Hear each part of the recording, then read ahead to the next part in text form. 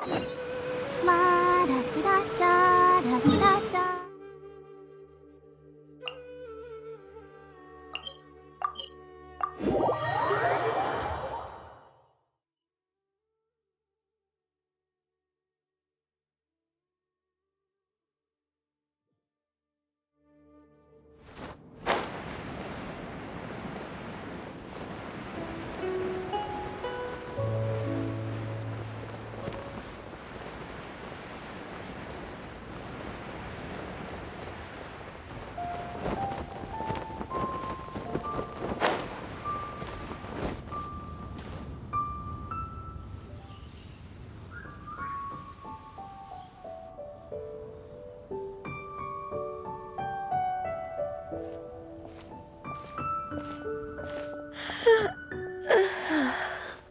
Greetings, Traveler and Paimon. What time is it? Are you okay, Ganyu? You were nodding off there. Didn't you sleep well last night? I'm fine. Don't worry about me. Let's discuss the matter at hand. Since last time, I've been thinking a lot about the story Paimon told me. In essence, someone rescued a drowning man and performed some music. If that were all there was to it, it could have been many people, human or Adeptus. But the tune was allegedly so wonderful that the drowning man forgot about everything else, even his own impending death, and only came to his senses after being brought to shore. Perhaps there was an adeptal power at work in that music that he, as a mortal, could not perceive. Or perhaps he sensed a power surrounding him but lacked the words to describe it, not knowing where it came from. Either way, if this part of the story is true, then the rescuer has to have been an Adeptus. You really think so? But this story is all the way from Fontaine. Isn't this a bit of a long shot? Also, Paimon's really curious about how people from Fontaine think this fairy lady looked. Then she looked just like Ganyu. Guess that does technically make sense. Actually, Ganyu, if you had to save a drowning person, how would you go about it? Huh? Me? Well, I'd get them to the shore, and then I'd probably hide behind a tree and watch them for a while. Once I was sure that they were going to be okay, I'd slip away without a sound. Got it. So basically, Ganyu's the type of person who doesn't like taking credit for her good deeds. No, it's not like that. I'm just not very good at explaining things. And I also find it really awkward accepting other people's gratitude. Well, what if this Adeptus in the story had a similar attitude? That would explain why she just left without saying a word. She was probably thinking something like, one was merely passing by and saw fit to address this egregious disruption to one's graceful zithering at once. You may keep your thanks to yourself. That was actually a very good impression of Cloud Retainer, Paimon. As far as I'm aware, Cloud Retainer isn't the most musically gifted. Still, we can't completely rule her out just yet. If we set off now, we could head to Mount Outsung and ask her about it. You'll be able to confirm either way if it's her, and I can, I've been in Lea Harbor for so long now that I'm just not as familiar with the Adepti anymore. If there's anything we want to know about them, she's the best person to ask. Sounds great! And we're pretty close with Cloud Retainer by now, so we probably don't even need to bring her food this time, right? I've prepared a gift for her to mark the festival, just in case. However, Cloud Retainer spends most of her days studying mechanisms in her abode. She's on her own so much of the time that the moment she has someone to chat with, she just... Never mind. I promised I'd help Mr. Dvorak, and now that I've made the contract, I can't be having second thoughts. Traveler, Paimon, let's set off for Cloud Retainer's abode. Seems like this is a tough decision for Ganyu, but she's made up her mind now. Paimon gets why she'd be so anxious. Okay, how about this? If Cloud Retainer tries to start telling stories about her again this year, we should pipe up and change the topic. Wait, did she leave already? Hey, Ganyu, wait up!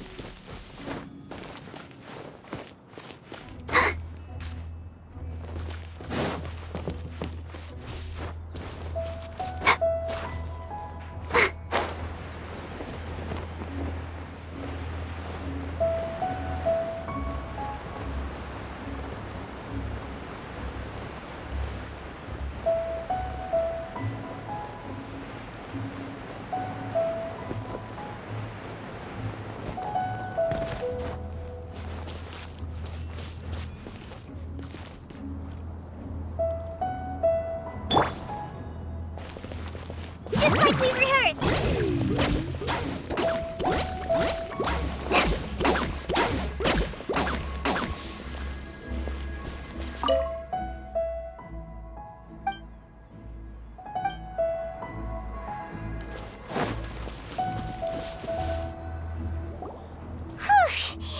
Paimon's so tired from trying to keep up. Don't either of you need to take any breaks? I can't believe it.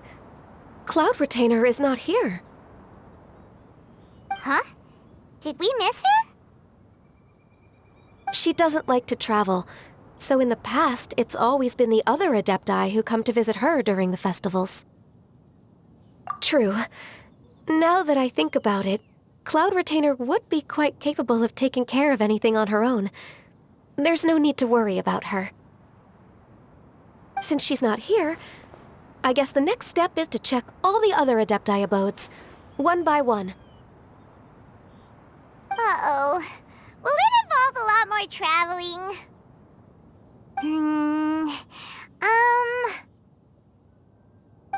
Got it! Paimon has a great idea!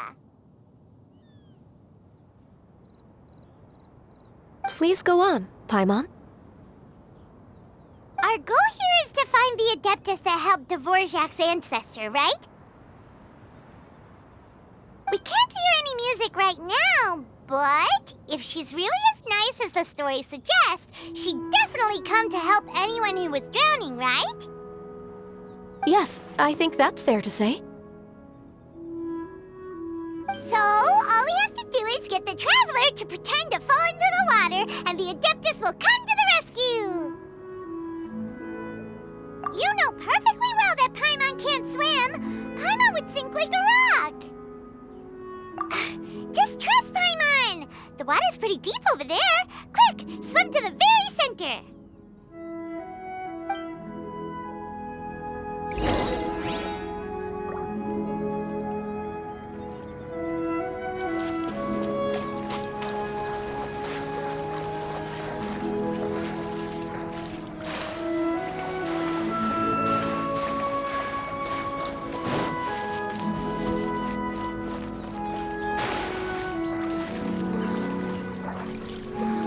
Help! Help! Someone's drowning! If only there was a kind-hearted Adeptus here to save us! Oh no! Whatever will a Paimon do?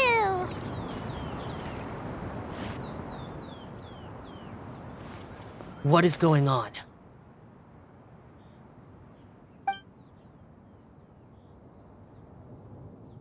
How do you feel right now? Shenhe! And the Conqueror of Demons. Why don't you say something? Please don't make Paimon explain it. Okay, fine. Paimon will explain.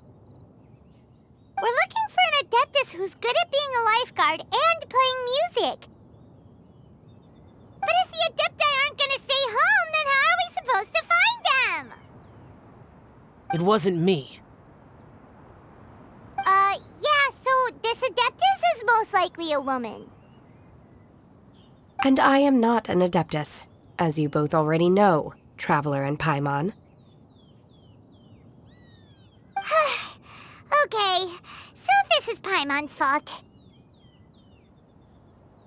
No way Paimon would have suggested this idea if she'd known how awkward this was gonna be.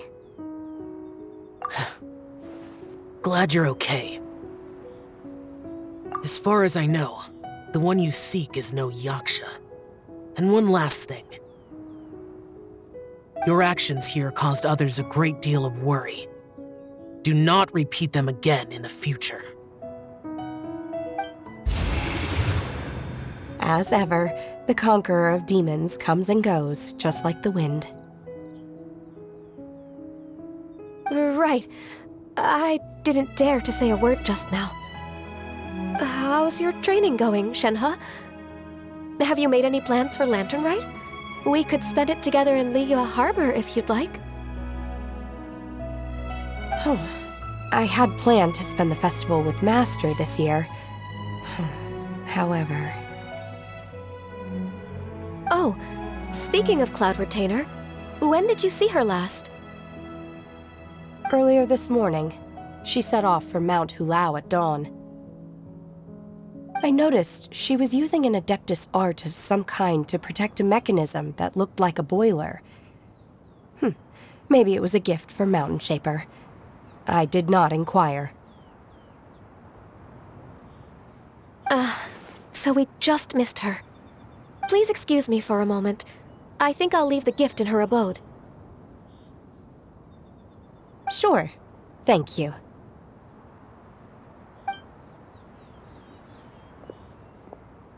It sounds like Ganyu and Shenhe have gotten a lot closer recently.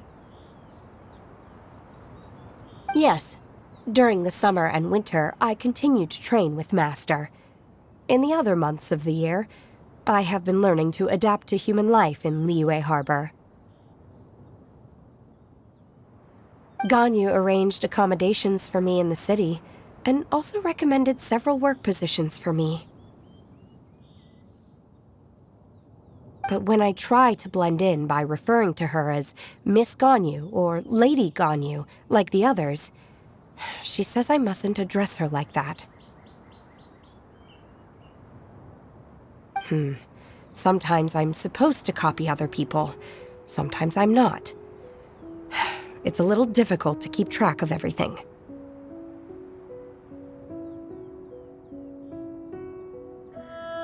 Oh, is that what it is? Noted. So, you came looking for Master today because you wanted to ask her about the Mystery Adeptus. Is that right? Yep. Oh, speaking of that, have you ever heard any music while out training in the mountains? Music? What is that? It's, a kind of a happy or relaxing sound. Or, a nerve-wracking sound. Or even a terrifying one. Okay, I'm done. I also left her a note so that she knows where to find us. We won't miss her again. Yay! That's really helpful. Thanks! We were just talking about this thing called music, and based on Paimon's description, I do believe I hear it every day. Please follow me. Oh, really? Great, let's go!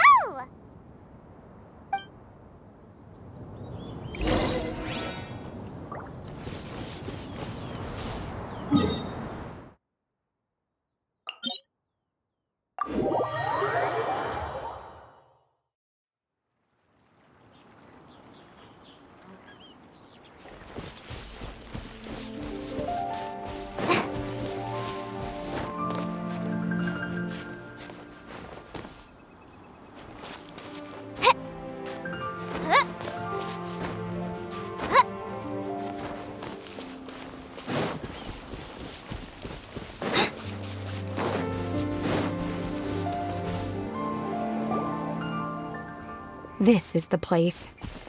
I enjoy training here to the sound of music. Oh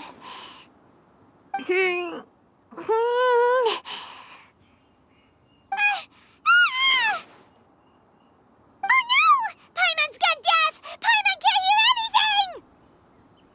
Oh, whew! Paimon hasn't gone deaf after all! Paimon heard you when you just spoke. Anyway, where is this music? The faint sound of birdsong, the quiet murmur of the streams. These are relaxing sounds. Are they not the music of which you speak? Oh, Paimon wasn't quite done with the description. Okay, fine, it's all Paimon's fault. What we're looking for are not the sounds of nature, but melodies played on special instruments. Oh, and a melody is? Huh? Hey, why don't you just sing that one melody Shen has heard before? It'll probably help her to understand what we're talking about.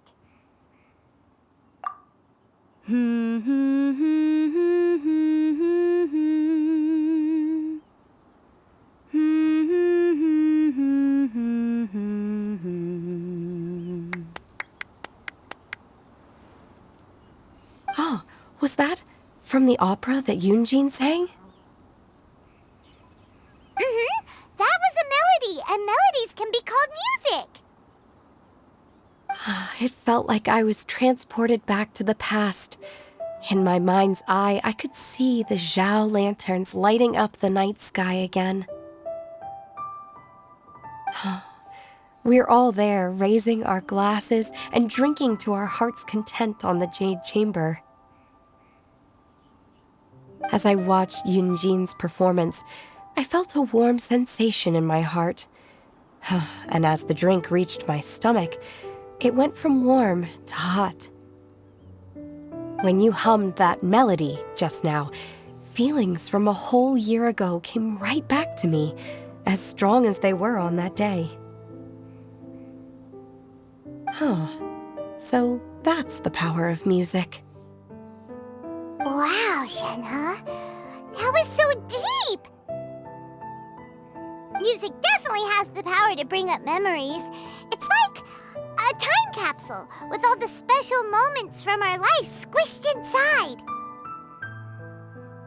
What about you, Ganyu? Are there any melodies that have left a deep impression on you? I don't remember if my parents ever sang any lullabies to me. I know some local folk songs, and a few other things come to mind too. The songs of the sailors down at the docks, the little ditties that the vendors call out in front of their beloved shops, the tunes of folk artists performing on the streets. Yes, that's right. In the past, whenever I heard the sound of those tunes, I always felt that they were worlds apart from me. Nenny and Leoa probably view me as a non-human, and they are right, in the sense that I never could connect with humans' artistic expression and their sentiments. So I haven't been able to integrate into their community and be a part of their lives. At least, that's the view I held in the past. Only more recently did I start to realize that the only barriers are ones that I have erected with my imagination. The way those melodies make me feel isn't all that different from other people after all. They're about mundane details of everyday existence. Life's ups and downs, joys and sorrows. Even though we come from different backgrounds and have different stories to tell, when it comes down to the most common things that we see and experience around us each day in the city, in that sense, we're all the same. You go, Ganyu! You're really making progress. You have loads of friends in Liyue Harbor when you think about it. Like, Okay, maybe some are more like coworkers and bosses, but at the very least, Kuching and Shenna are your friends now, right? Yes, I am. Technically speaking, we should refer to each other by the conventional forms of address used among fellow disciples. But now that I know what constitutes a friendship, I do believe we are more friends than co-disciples. Thank you, everyone. Once the days are warmer, I would like to host you at my home in the city. Please invite Kuching as well. I've planted many types of flowers. I'm sure some of them will be to your taste. You are too kind. I couldn't possibly. Nonsense. You are my friend. I have cultivated and cared for the flowers just as you taught me. Once you've seen them for yourself, I am sure you can advise me how to do an even better job next time. I will save some for decoration. We can feast on the rest. Then, thank you in advance. Wait, what is that saying again? If you insist? Do people say that? I'm not completely sure either. It doesn't matter, okay? You got the point across. No need to split hairs. Paimon's more concerned about your idea of a girls' night out. Eating flowers? Really? Does this have anything to do with you both being the disciples of that illuminated bird? Who dares refer to one not by one's Adeptus title, but merely as that illuminated bird? Master. Our greetings, Cloud Retainer. Ah! There it is! The illuminated bird has landed! Double humph. Now she has the gall to use it rather than she, even after being chastised once already? Barely a moment has passed since we last met, and yet your impertinence has reached new heights. Very well. If you refuse to learn your lesson, one shall scold you no further. One has received your message from Ganyu. On the matter of the Adeptus you seek, one suspects to know their identity. Well, shall one lead the way? I still have to complete my training for today, so I will bid farewell to everyone here. Very well. Await my arrival at one's abode later this night. On this special occasion, you should indulge yourself with some savory dishes. If you want to release a Shao Lantern, come and find us anytime. Thank you, everyone. Happy Lantern Rite to you too.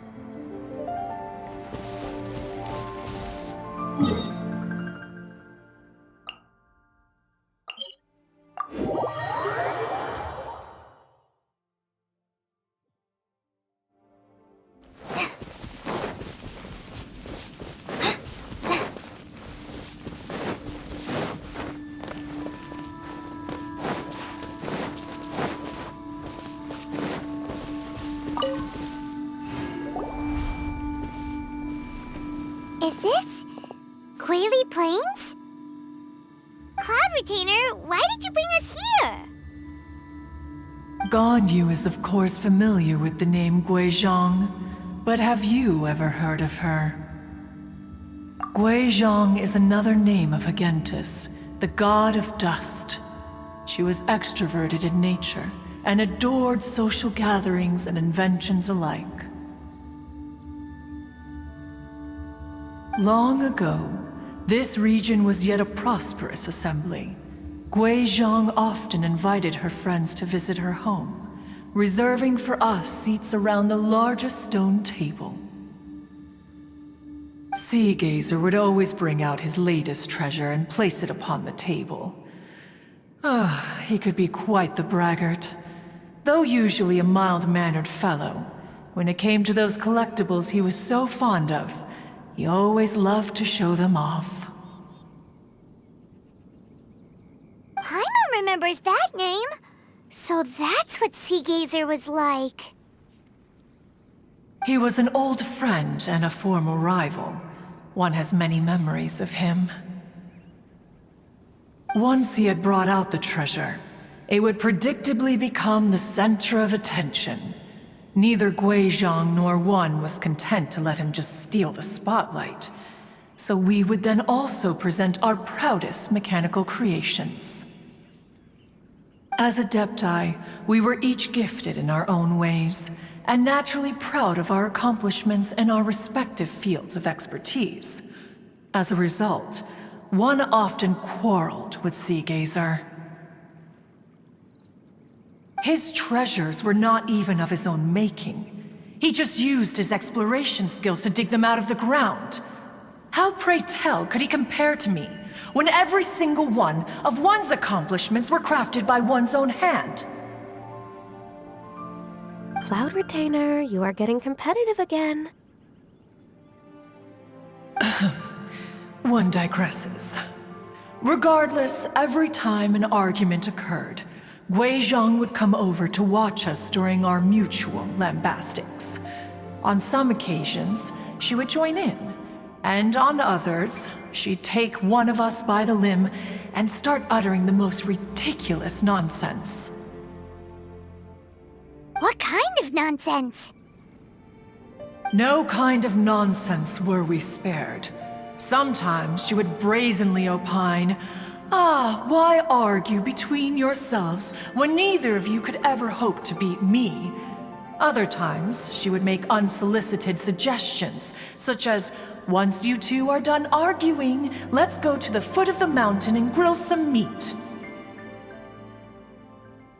She always sought to make everyone happy, and one must say, she had quite the gift for it. No matter what nonsense she said, One never felt bothered or offended. It also helped that she never referred to One as that illuminated bird or lady bird. Come on, get over yourself! Anyway, just as our impassioned arguments would reach the apex of acrimony, Marchosius would bring his delectable dishes to the table. Who would dare snub the stove god and his wondrous creations? At the sight of him, we would all immediately drop the argument and prepare the table for a night of feasting and drinking. Back then, One was always bothered by how the cups Rex Lapis brought were always too square for one's taste. Can you see yourselves ever enjoying a drink from a square cup? Precisely. So, as you can see, even one as great as Rex Lapis was not immune to making the occasional blunder. Even One could never find fault with Marchosius's cooking. As we ate, Guizhong would continue to find topics for conversation, filling the table with humor and laughter. Each of those old fossils had their character flaws and points of obstinacy. So why was it that whenever we dined together, we always had a marvelous time? We would drink together from a spot high in the mountains until the moon set and the sun rose, and only then would the banquet finally come to an end. Streetwood Rambler would often remain to admire the flowers with Guizhong before returning to her own abode. The glaze lilies were far more abundant back then. Entire fields of them would appear to the eye as a veritable sea of flowers. Streetward Rambler? That would be Ping. You probably know her as Madam Ping. Oh, okay. Wait, this is a lovely story and everything, but didn't we come here to find that Adeptus from Mr. Dvorak's story? Or are you saying that it was Guizhong? Didn't she, already, Alas, long has one avoided this place for precisely that reason.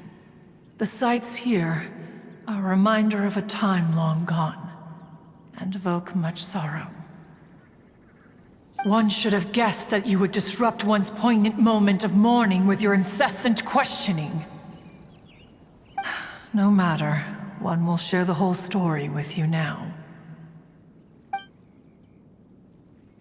In times gone by, one quarreled oft with Guizhong concerning mechanical principles. We each had our ideals, and neither would yield. Under the pretext of a social gathering, one invited the impartial Rex Lapis to judge the quality of our creations. But Rex Lapis declared that Guizhong's obscuro vulpus mechanism was superior.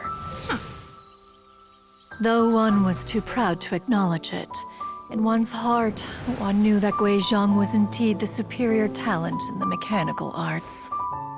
As for the story between Guizhong and Streetward Rambler, that begins with a certain bell. In Guizhong's opinion, while mechanisms were no substitute for human composers, they were yet capable of producing simple but fine melodies. But Streetward Rambler believed music to be an expression of the soul, an emotional enterprise that could never hope to be replicated by machinery. They argued endlessly, until one asked Rex Lapis to intercede. He confiscated the bell and designated it for ceremonial use. Thereafter, one would often find them convening in the mountains, discussing music, mechanics, and all the affairs of the mortal world. But these good times were not to last. War broke out between the gods, and soon engulfed the Guili Plains. Guizhong was overpowered by the enemy, and fell in battle. When Streetwood Rambler and I arrived at the scene at long last, all that remained among the ruins was her lifeless body. After this, at Streetwood Rambler's request, Rex Lapis granted her the cleansing bell for safekeeping. To honor our friend's memory, one made a few finishing touches to her ballistic device. Many lantern rites have passed since then. Many greetings and goodbyes. Upon what do you gaze? The Guili Plains? No. It's everything.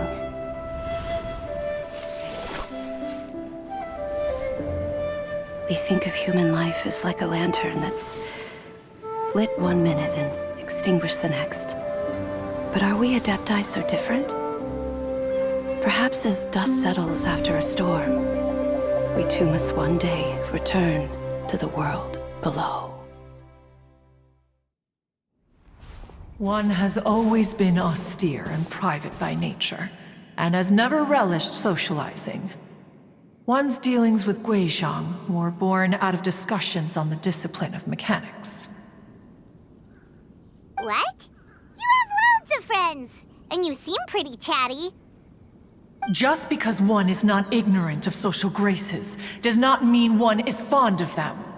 One is perfectly capable of partaking in conversation despite being introverted. But in the end, one is nothing like Streetward Rambler. She is dauntless but thoughtful, not to mention eloquent and wise. Moreover, her friendship with Guizhong was far greater than one's own. Back when they were rivals, they would often compete against one another in the realm of musical composition.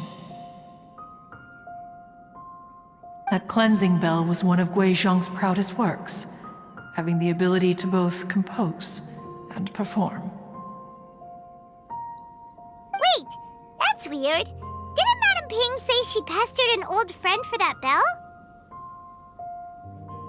And she also said something about being a vain beauty when she was young or something. Streetward Rambler, a vain beauty. My foot. That bell has a sad history. Clearly, she refrained from sharing with you the truth of its origins, since the right time had not yet come. As for her old friend, who else could it be? As soon as Streetward Rambler heard that a certain Zhang Li wished to borrow the bell, she realized that the man was none other than Rex Lapis, and that he had made an enormous decision.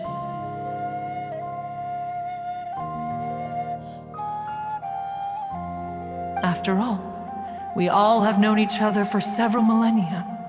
Some things between us are implicitly understood. Whoa! So they were talking in secret code? Oh, Paimon did not see that one coming. Enough of your intrusions. Where was one up to? Ah, yes. One remembers now. The cleansing bell is powered by a mechanical art, and can be used to great effect as an accompanying instrument. After the passing of its creator, it was used on numerous occasions during rites of parting.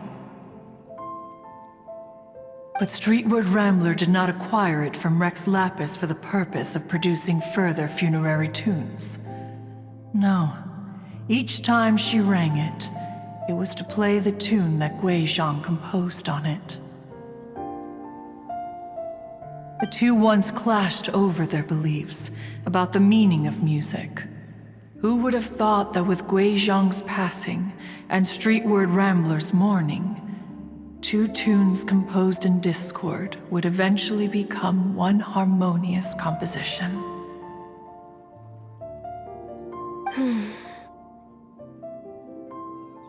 Once upon a time, Streetward Rambler also loved gatherings, liquor, and music. But after Guizhong passed, she preferred her own company.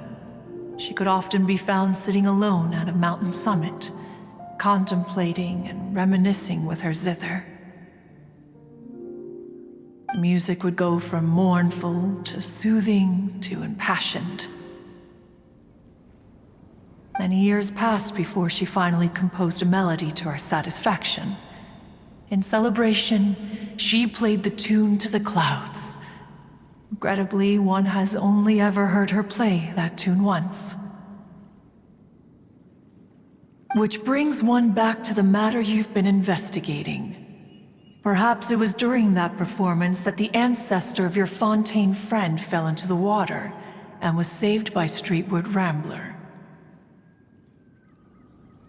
But if she was so happy with the melody, why would she only play it once? One was also greatly perplexed by this. After suppressing one's curiosity for a long while, one finally approached her and asked why she would retire the tune after having spent so long on it. In response, she said, "Though the strings that played that melody survive, the one who inspired it is gone. Tell me, Cloud Retainer, when the one attuned to my soul is no longer here, who else could hope to understand this tune?" Aw, poor Madame Ping. I just remember being taken care of by you when I was young. Once the Archon War came to an end, I stayed behind in Liyue Harbor to honor my contract. Although I met Guizhong a few times, I never knew anything of this particular story. Guizhong was quite the visionary, but tragically passed before her time. Her manuscripts still lie unfinished in the realm of clouds.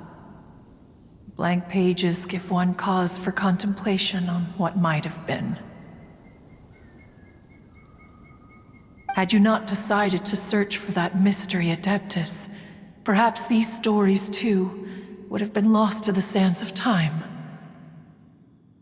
As of now, you know the truth. That the Adeptus who rescued the drowning man was none other than Streetwood Rambler. Do you intend to discuss this with her?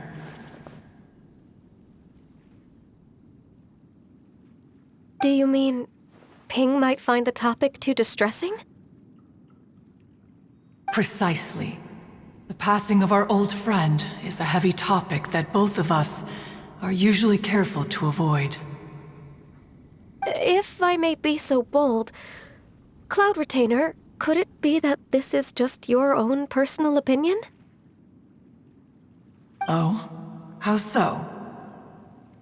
I've been in Liyue Harbor for quite a long time now, and I've witnessed many farewells along the way, so I too am well acquainted with the pain of the passing of a loved one.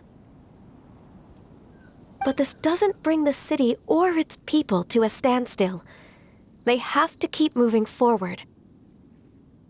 Someone as perceptive and wise as Ping will surely have come to understand and embrace this. Though these immortal mountains have lost an Adeptus, the harbor of mortals has gained a wise elder. No loss can ever be undone, but there is always much that can still be gained. Ping has helped countless people, and will guide many others in the years to come, and all to whom she extends a helping hand become her friends, people she can admire flowers and discuss music with. Though it is heartbreaking to lose a kindred spirit, life goes on, because there are new friends waiting for you further down the road. We even asked Madame Ping what she thought about adding a music festival to this year's Lantern Rite. Oh, when we get back, why don't we just ask her if she'd like to perform? Maybe we can even get her up on stage. You youngsters and your imaginations. Why don't you come with us? It's been a long time since you last spoke with Ping, and Liyue Harbor is always decorated so beautifully during the festival period. Is not every Lantern Rite the same in this regard? Were there ever anything new to discuss, one in Ping could meet any day of the year? I disagree. Each new day and each new year is different from those that have come before. How long will you simply let them pass you by? The edibles she brought this time were indeed quite delectable. Very well. Then one will be off.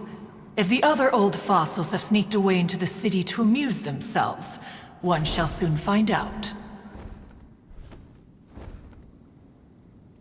All right. We should be getting back to the harbor as well. We don't want to keep her waiting. Once the Guili Assembly, now the Guili Plains. Say, if we planted flowers there and cared for them carefully enough, do you think that one day we'd be able to recreate the sea of glaze lilies? Allow one to take back one's praise from a moment prior. You are still far too given to flights of fancy, child. What? Cloud Retainer? You were still listening? One observed that you were making no effort to leave, and returned to chasten and hasten you. This time, one is departing in earnest.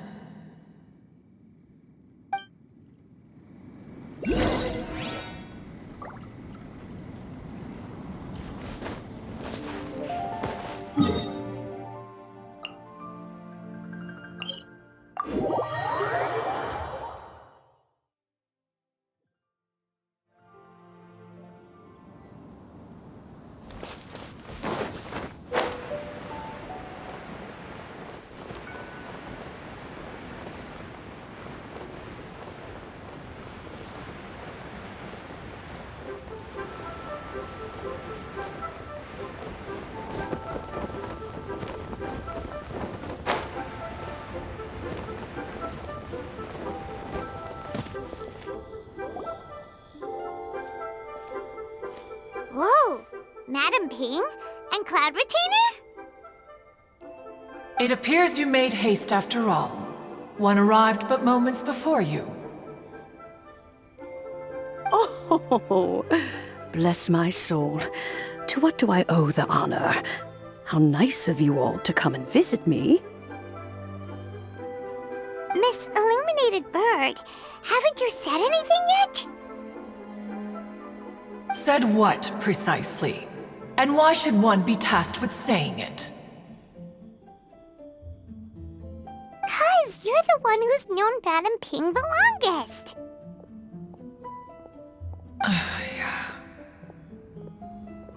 Street word.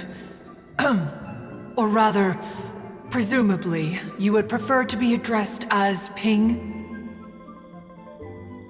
Oh, Cloud Retainer, you are uncommonly polite today.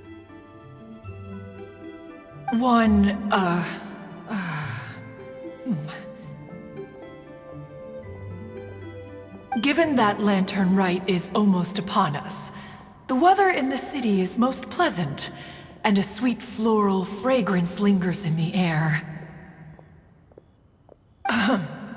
Ganyu, please continue from here.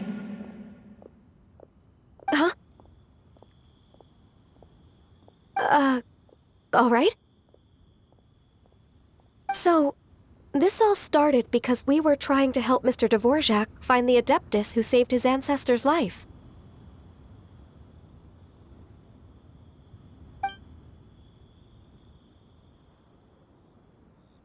Cloud Retainer informed us that the one who played that melody and rescued the drowning man was none other than yourself.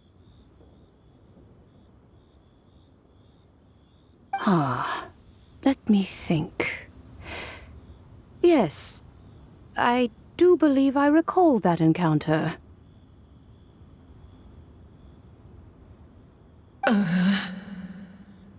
What a long time ago that was.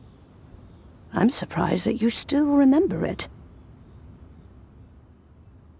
Even more astonishing, perhaps, is the fact that this story has survived this long at all, when mortal lives are so very brief. It appears that she has proven herself right once again. Who's she?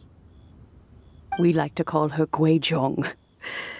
From the look in Cloud Retainer's eyes, I sense that she has already told you all about her.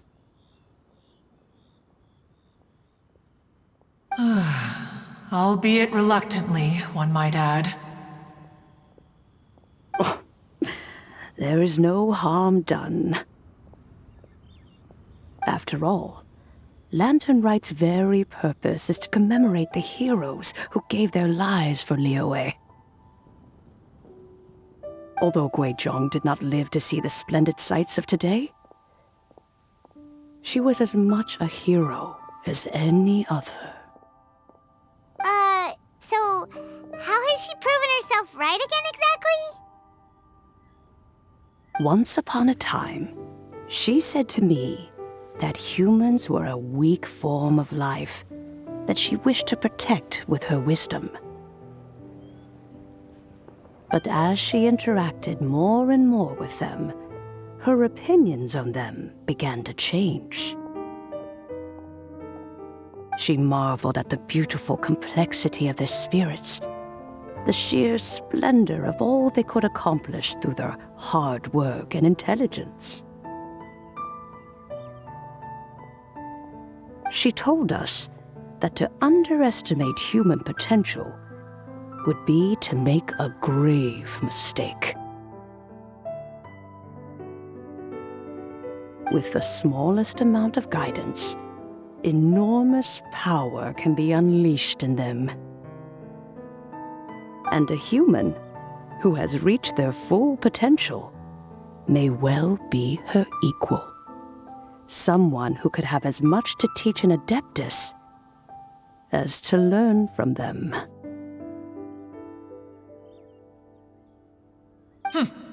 She always had a way with words. That her mechanical accomplishments were judged superior to one's own was one suspects, in large part due to her sheer eloquence. Speaking of mechanics, Cloud Retainer, do you still remember that potted plant mechanism? The one that the two of you gave me as a gift? Of course. Guizhong and One both put an immense amount of effort into that gift. It would be no overstatement to call it a testament to each of our individual technical genius. As Guizhong once said, it takes every blade of grass and every flower to make a homeland. When I see the site of Liyue Harbor before us today, I am reminded of this. Madam Ping looks very emotional right now.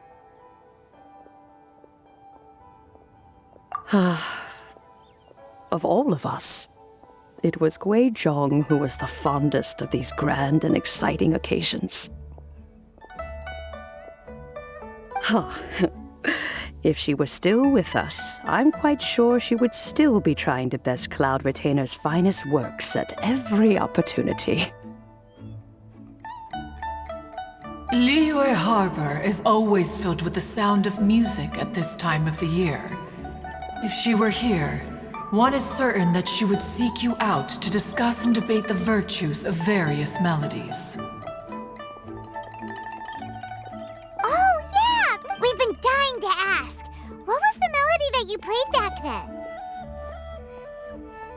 Oh, also, with you being such a music expert and all, why don't you join the concert as a performer?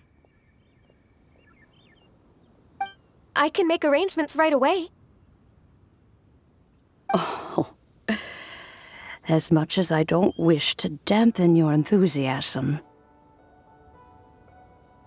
It's been a long time since I played this zither.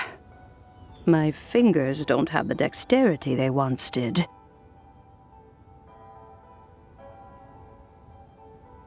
And whenever I play that tune, it always reminds me of her. I start wondering what she would think of the changes I have made to her melody. There was a period of time whenever I started strumming, it almost felt like she was back again. Sitting right there on the stone stool next to me, chatting away. Skybracer and Seagazer too, looking just like they did in the old days. No matter how much time goes by, the moment that melody starts playing, it transports me right back to that time in my memory. So the past still weighs heavily on your heart? Oh, I would be lying to myself if I claimed to have completely moved on. But that is not to say that grief doesn't get easier with time. Despite the sadness, I have found many things that bring me joy in life. It is simply the nature of the world in which we live that, even if one wished to mourn for an eternity, it would be a nigh impossible feat. Just look at this potted plant. Isn't it stunning? It takes an honest and open mind to confront and conquer grief. You have indeed made progress. Be that as it may, I shall leave the lantern rite stage to the youth of today. Well, if you're sure. Granny! Whoa, what's everyone doing here? Did something bad happen? Ah, and now we've spooked Yanfei. No, everyone's just here to give me their regards for the holiday. Oh, that's wonderful, I'm glad! Well, in that case, happy Lantern Rite, everyone! Happy Lantern Rite! Oh, I just remembered that I have some Work to do at Yuehai Pavilion that I need to discuss with Yanfei. I haven't been able to find a chance until now. I will leave Mr. Dvorak in your capable hands. Cloud Retainer, Ping, we will be off for now. Huh? Does it have to be right now? Which case is this again? Hey, Ganyu! It seems Ganyu still has much to learn when it comes to the art of deception. What a pity. She has learned nothing of one's ability to carry a conversation. Since it's been so long, Cloud Retainer, why don't you stay? I'll make a cup of tea and we can chat a while. Gladly. This was one's intention as well. When you next see the Fontaine musician, please give him my regards. I'd like to wish him the very best with the concert. You got it, Madam Ping! Thank you all. I think you've listened to enough of my nattering for one day. As for that melody, I will play it for you all another time. Goodness knows I need to practice it first. Wow, that'd be great! We'll look forward to it. When that time comes, wherever her spirit may be among the countless grains of sand and specks of dust between the harbor and the mountains, perhaps she will look at the Liyue of today and steal a smile when she sees the prosperous land that it has become. All right, let's go tell Mr. Dvorak the news. This is a peaceful neighborhood.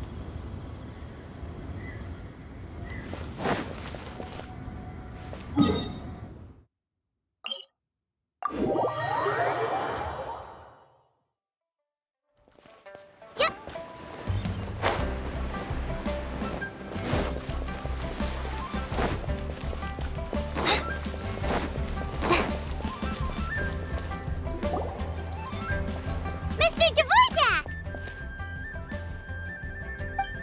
Ah, and Kuching's here too! Thanks for helping set all of this up.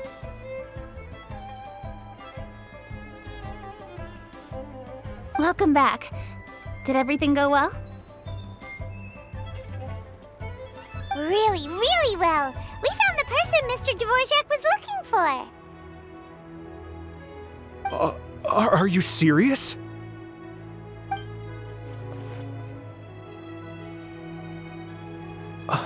I see. So the melody my ancestor heard was an adeptus remembering her late friend? That certainly explains why it was such a powerful and poignant tune. Huh. That's a really interesting first reaction. Guess that comes with having a musical mind. I have to say, though, it's hard to believe that the fairy from the tale is now an elderly granny. Oh, Paimon knows exactly what you mean. Normally, Adepti don't age at all. But Streetward Rambler, or Madam Ping as we know her, probably only became old because it's what she wanted for herself. Madam Ping possesses vast knowledge and great wisdom. Whatever physical form she may decide to take, her mind and wits are as sharp as they come. Yep, Kuching summed it up perfectly. That's exactly what Paimon was trying to say. I think... yes. I must thank her in person. That can wait until after the concert, though. For now, I need to devote all my emotional energy to the performance. Ah, speaking of, Madam Ping wishes you all the best with the music festival. Paimon has a sneaking suspicion that she'll stay in her usual spot, but listen to the performances from afar. Wait, are you serious? Huh. Oh no, now I'm starting to get nervous. Okay, alright. Nope, another rehearsal is in order. Please excuse me, everyone.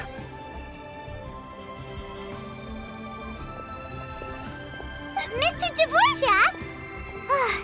He's already gone. Paimon wasn't even finished telling him everything. Before we set off on our search with Ganyu, he asked us about what music means to people. After our recent adventure, Paimon thinks we have a lot more to say about that now. Please, share your insights with me. Well, we found out that music can be used for good, but also for bad.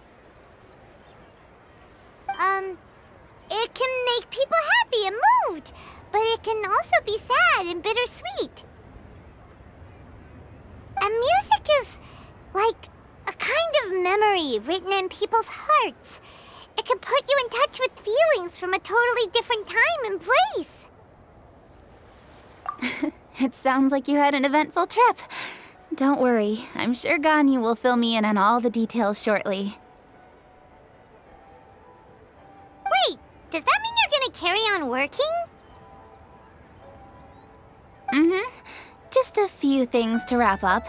All the groundwork is done. As long as everyone enjoys the festival activities, all our efforts are worthwhile. Happy Lantern Rite to you as well.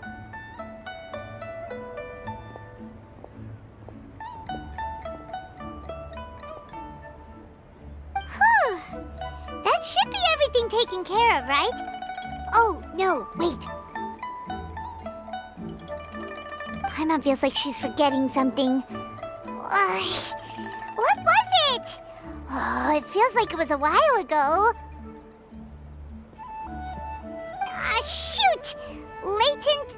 Wait, no. Anyway, fancy bamboo shoots! Zhang-Li said he wasn't in a hurry, so if we went now, there's probably still time, right? Anyway, even if we don't make it, it's not our fault. He could have totally picked them by himself. Ugh. Anyway, let's go check with him at Wangsheng Funeral Parlor.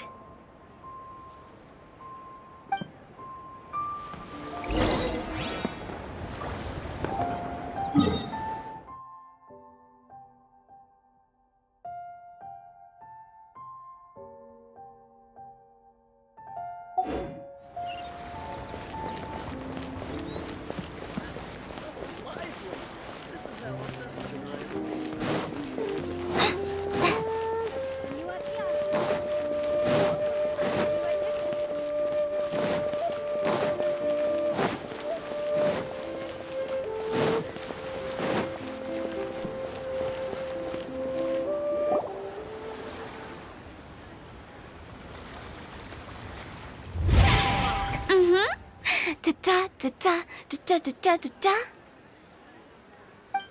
Da da da. Oh. All right, let's take a break here.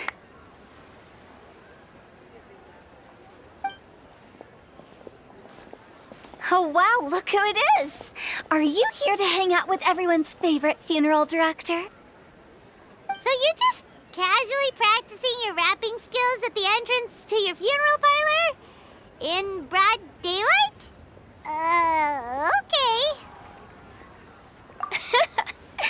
After everything we've been through, you don't see me for a hot minute, and you're back to being scared of your own shadow. We have all this open space, a clear view of the mountains behind and the sea in front. Not to mention we have several invisible audience members enthusiastically cheering us on. It's the perfect spot to rehearse. Invisible audience members? Gotta say, it took me a few days to get used to Director Who's way of talking. Xinyan was pretty spooked too when she first got here. Just like when she sees a frog, but a giant frog with sharp teeth. Come on, knock it off. What's wrong? I've never seen someone look so confused before. Well, don't worry, because Director Who's here to explain it all. There once was a Fontaine musician who went around town on a mission. He came door to door for his iridescence tour, looking for acts to audition. With my words, Shinyan's chords, and Yunjin as our mentor, we'll take the stage by storm with flames roaring and the whole audience calling for more. For sure! The whole dance floor will be yelling encore! Encore! Oh, now Paimon's rhyming along. But when you say flames roaring, are you sure this'll be safe? No, don't you worry about that. I'm pretty experienced on the stage, and I've already informed the Yuhong of all the pyrotechnics we're planning on using. Huh. Guess we'll just have to trust Xinyan on this one. Oh, Zhongli. He took one of those fancy meal boxes and set off for the mountains. Said he wanted to pay a visit to some old friends. It's a real pity that he couldn't be around for this. As well as being a true connoisseur of traditional art forms, he's able to appreciate Xinyan's performances too. Yeah, that's right. Matter of fact, he was the one who first invited me to perform here. To tell the truth, though, I never thought I'd really find myself rehearsing here one day. Well, now you know. The Wangsheng Funeral Parlor is a great location. All of you are always welcome to come and hang out here, especially if you're in the mood to try something new. I can speak to that. Hu Tao is always full of fun surprises. And jump scares. Actually, Xinyan, I have some lyric ideas for your part. Do you want to go through them together? Oh, sure thing. I'm all ears. Oh, Traveler in Paimon, I believe Zhongli was heading to Mount Hulao, so make sure you're hiking up the right hill. When you see Zhongli, please pass on this message to him. It's up to him whether he wants to support us at the performance tonight, but I expect him to make time for the upcoming banquet we're planning. No excuses. You should join us too. It'll be a riot. If there's one thing I've learned from being a funeral director, it's how to throw a party.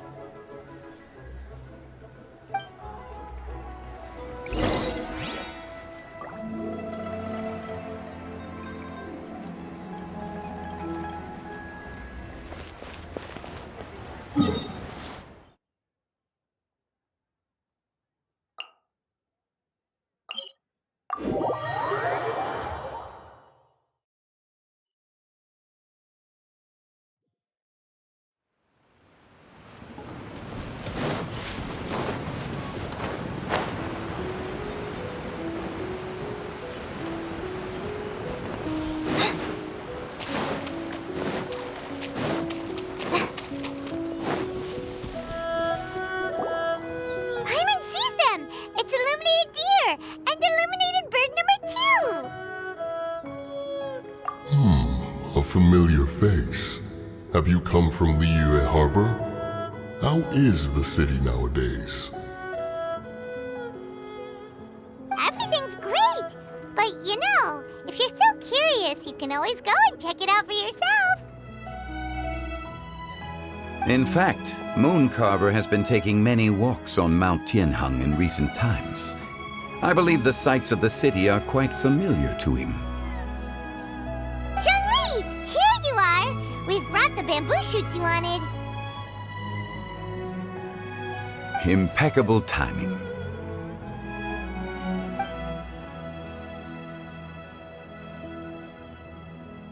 Traditionally, bamboo shoot soup ought to be slow-cooked for many hours on low heat. Using Adeptus arts to hasten the process is something of a shortcut. Wait, that mechanism... is that... Indeed. Cloud Retainer kindly lent me her supreme cuisine machine. Can we not just call it a cooking machine? Actually, never mind. She seems to take a lot of pride in her mechanical gizmos, so it's probably best if Paimon doesn't go changing the name willy-nilly.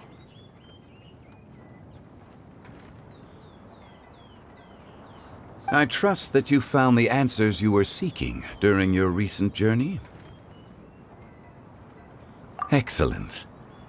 The past should be remembered, but not overly dwelt upon. Our journey should be seen as a means to take on more from the world around us. When the bamboo shoot soup is ready, I must insist that you try some for yourself. Oh, Zhangli! Huta told us to tell you something. She said, it's up to him whether he wants to support us at the performance tonight, but I expect him to make time for the upcoming banquet we're planning. No excuses. When she says performance, she must mean the Lantern Rite Music Festival. As for the banquet, she didn't tell us anything more about that, but she invited us to come as well. As you can see, I have a prior engagement with 2 Adepti friends of mine tonight. Please, give Director Hu my best wishes for the performance. As for the banquet, since the Director insists, far be it from a mere consultant like myself to refuse. Yay! Then we'll see you there? Absolutely. Rex Lapis, the bamboo shoot soup is ready. Thank you. I will examine it right away. The appearance is exquisite, and the aroma rich and intense. The craftsmanship of this machine is commendable indeed. Since you came all this way, you should not leave empty-handed. Please, take some soup.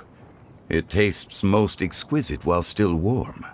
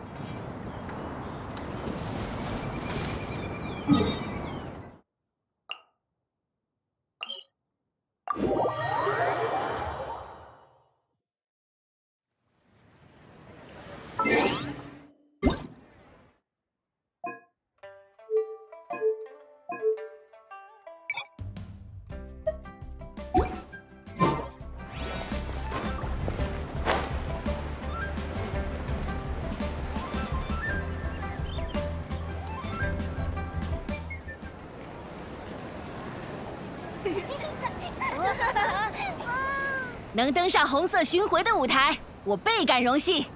下面，请尽情欣赏我和胡桃为大家带来的演出。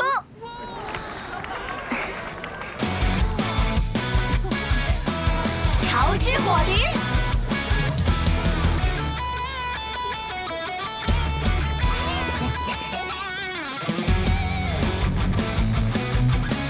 我乃是光环与唯一缥缈，给世界第一丧后，世人见我且不是，我的气海心中藏宇宙。要龙盘虎踞，别修风度，张三李四，入不敷出，无所不顾，我有恐怖。风尘诸位，宇宙幻化，脉动幻珠，只愿心放，射转群儒，文说逞强。要。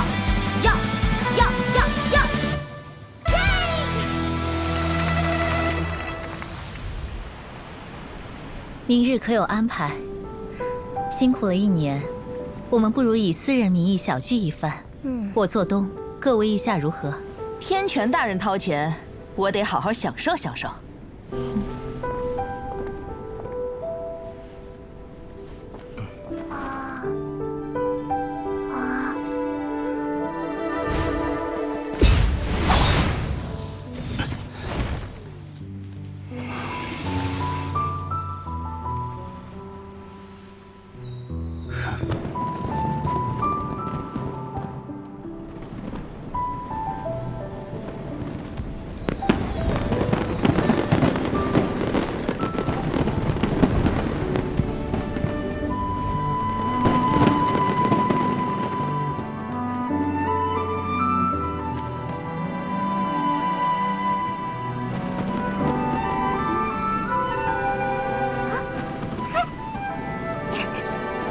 师傅，师傅，你听。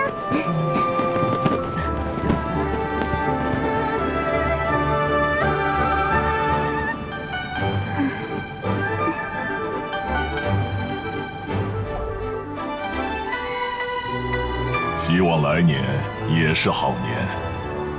一定会的。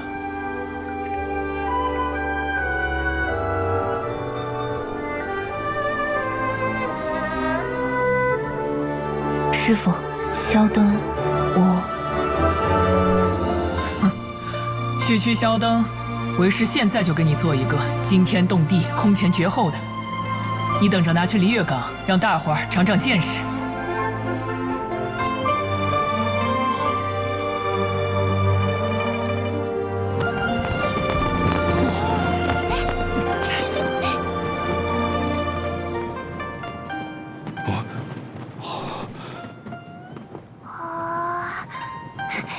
天，视频漏了。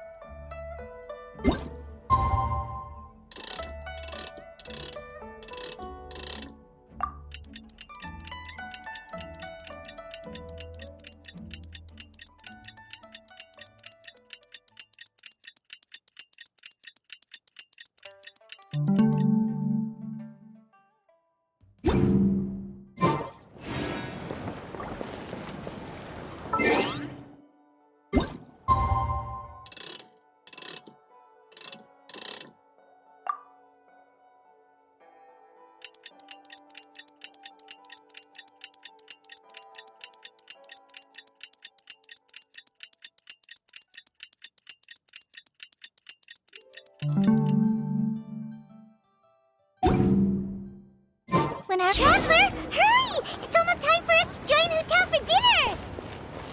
Ooh, and we'll be meeting at Shinyue Kiosk. It's the place with a really long wait list. As expected of the parlor director, always so generous! Come on, let's go!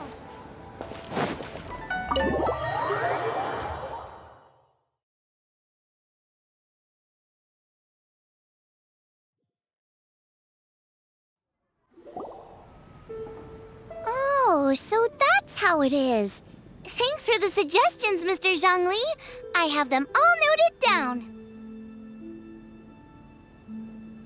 I've long heard that your knowledge encompasses all things old and new, Mr. Zhongli, but I never knew that you were well versed in the art of cooking, too. It is truly an honor to make your acquaintance. No need for formalities. I too feel humbled to be in the company of such talented young people. There are many things I could learn from you. Oh, you flatter us.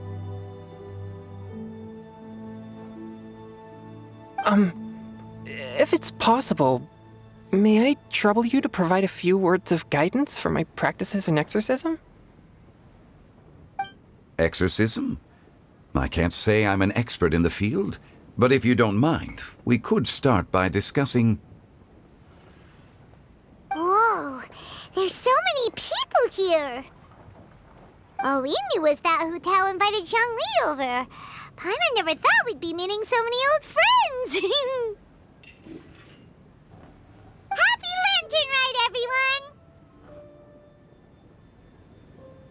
Likewise. Please take a seat.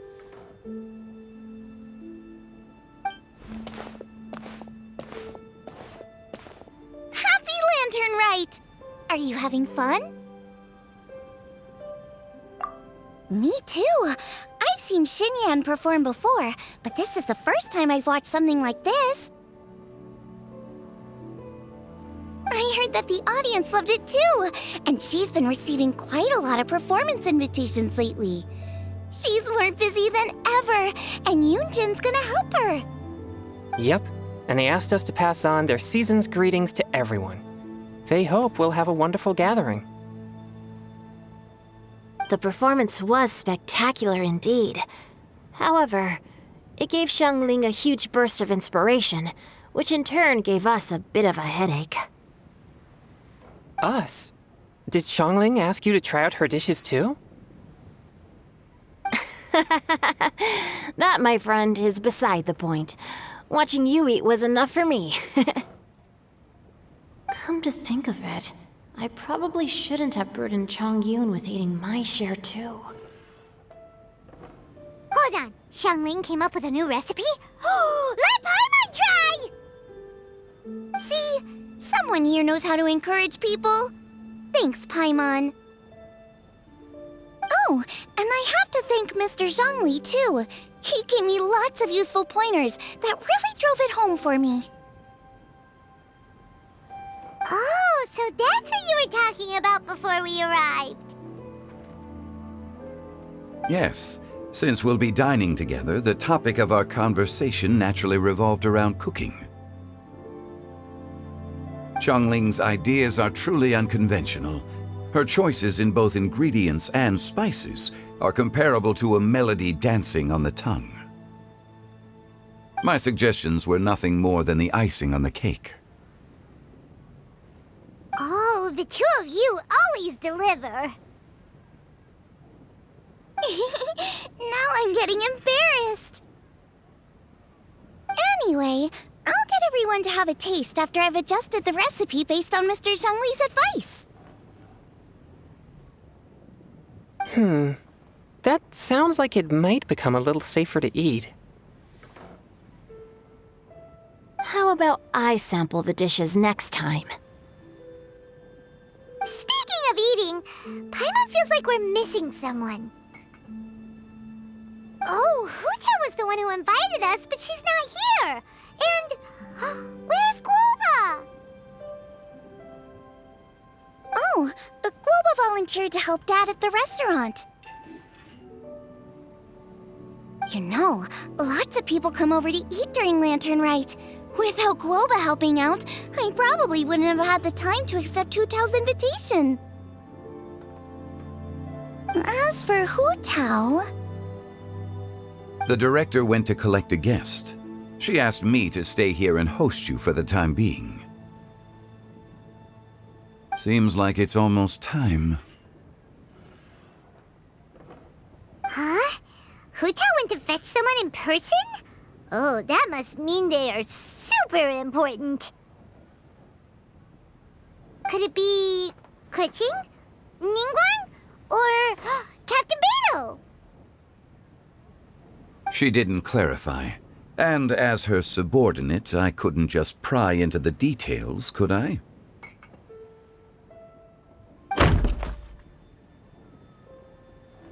Ta-da! We're here! Oh, we're not late to the party, right? Right? Good thing the Conqueror of Demons and I are both as swift as the wind. And whoosh, we made it just in time.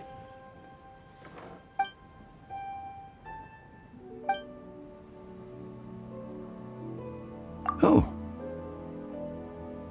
I see. So the important guest is the Conqueror of Demons. I've been looking forward to meeting you. The director didn't mention anything when she invited us. What a pleasant surprise. Gathered here with us tonight are not only young and accomplished individuals, but also the protector of Leo's peace, Adeptus Alatus. To convene here with all of you is indeed a great honor.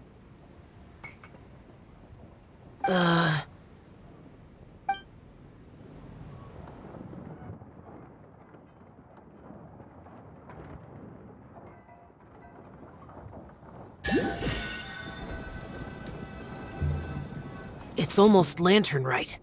Yet you took all the trouble coming here. The director has a way of making it difficult to decline. Rex Lapis, may I ask what troubles you? The director asked me to buy sesame oil in preparation for the celebrations. Huh. Then why would you come all the way to Wangshu Inn? I had a pleasant chat with Chef Yenshao and received some spices from him. And, see? Here's some matsutake and a portion of ham. What about the sesame oil? It's a shame. I couldn't find the kind the director was looking for.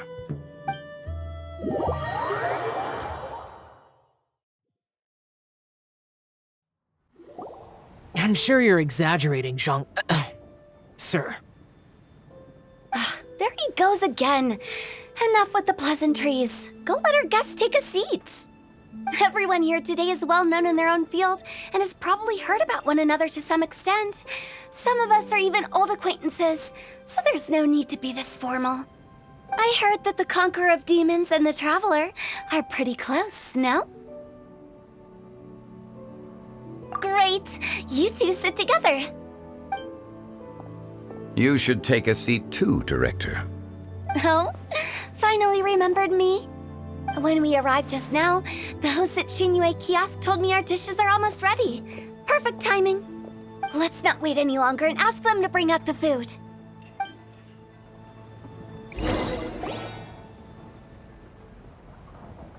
Paimon would have never guessed the person who Tao went to fetch was Xiao. Oh, that's also the first I've heard of the Traveler and Paimon being friends with the Conqueror of Demons. You know Xiao Chu? Knowing is a bit of an overstatement. I've always looked up to him. You might not know this, Paimon, but we exorcists have worked in close collaboration with the Conqueror of Demons for many generations, dispelling evil together, both in the open and from the shadows. Hard to imagine that thanks to Hu Tao, I've finally gotten the chance to meet him. Conqueror of Demons, I'm honored to make your acquaintance. Likewise. It is a great honor indeed to have a chance to meet the legendary Conqueror of Demons. Changyun has brought that name up quite a few times in the past. I remember you mentioning wanting him to understand the importance of exorcists. Ahem. We know each other too. He helped try my dishes during the Masterful Chef's cook-off.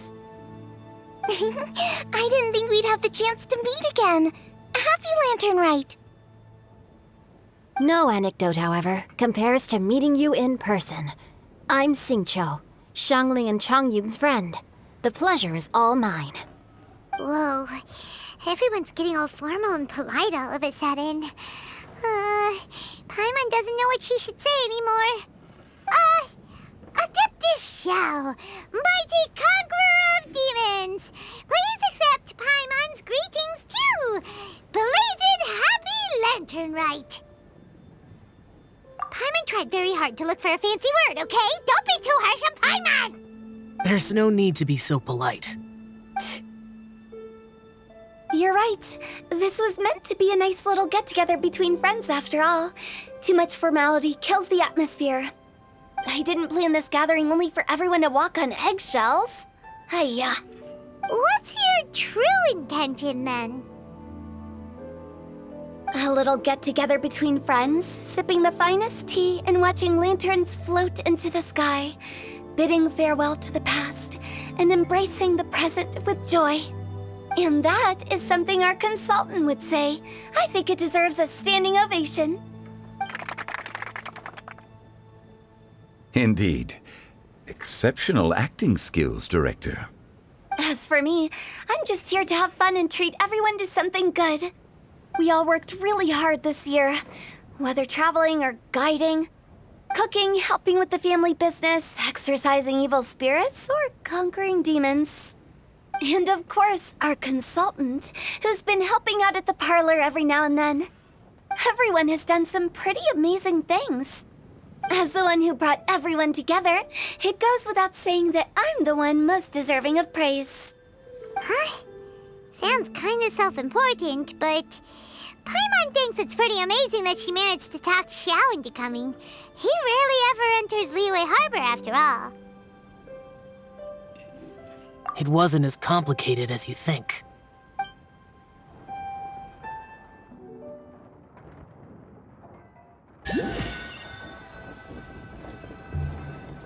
Okay, gotcha.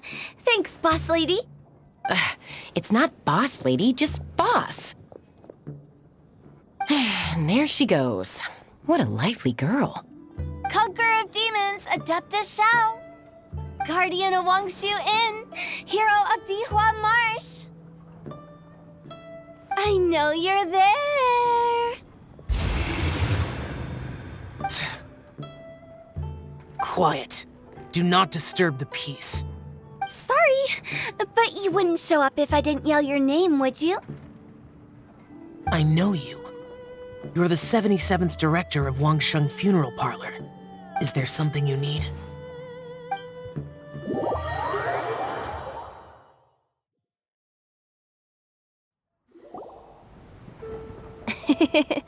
That does sound like one of Hu Tao's antics. Did the Conqueror of Demons agree to come so that Hu Tao would stop pestering him? There might be other reasons. Smart guess. Huh? There's more to it? It gets pretty boring from here on. I talked about the funeral parlor's past relationships with the guardian yakshas. You know, just to be sociable. In the time of the Archon War, disputes were frequent, and disaster overtook the land. Humans couldn't escape from the torment of the plague, nor could they escape death. The Adepti vanquished the demons, the Millelith fought valiantly, and Wangsheng Funeral Parlor was responsible for purifying the diseased and sending off the spirits of the dead. That is how the border between life and death was maintained during the war. And it effectively prevented further incidents from happening. That's right. 1 point for the consultant. But despite our deep-rooted connection, it still took me quite a while to actually convince him. You know him pretty well, huh? This matter is out of my control, so I need to be cautious. True, but I've kept that in mind too. That's why everyone here today is in one way or another acquainted with elemental power. Besides, it'll only be for a short while as we dine together. There won't be any lasting consequences. But I didn't expect there to be so many people. There's no need to worry, Conqueror of Demons. We're not feeling anything unusual so far. Our young exorcist over here is protected by his pure yang energy, so he's probably the most resilient. That's not the same. And did you just toss your carrots into my bowl? Hey, don't look away. Huh? What? I'm siding with Chongyun. I saw that too. You're lucky Guoba isn't here today. He hates seeing people being picky with their food. If he'd seen that, he'd definitely make you eat all your carrots. Huh? Guoba would do that? Is he that uncompromising?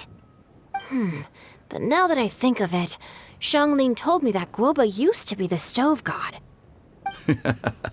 It sounds like you've heard the rumors.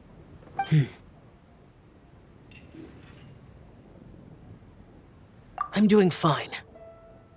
Not long ago, before Lantern Rite, I met an old friend. Thanks to his help, things have been a lot more stable than before. You should know him. He's...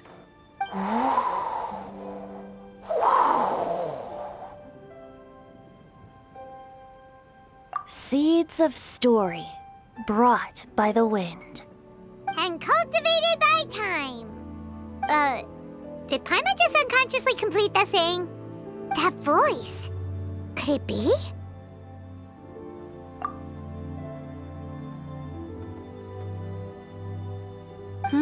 If I'm not mistaken, there's someone knocking at the door. Don't just sit there, Zhongli. Go welcome our guest in. No such need. I'm coming in.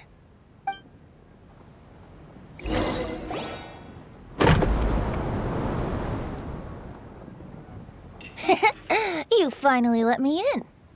Hello, hello. No matter if we've met before or not, this moment marks a brand new encounter.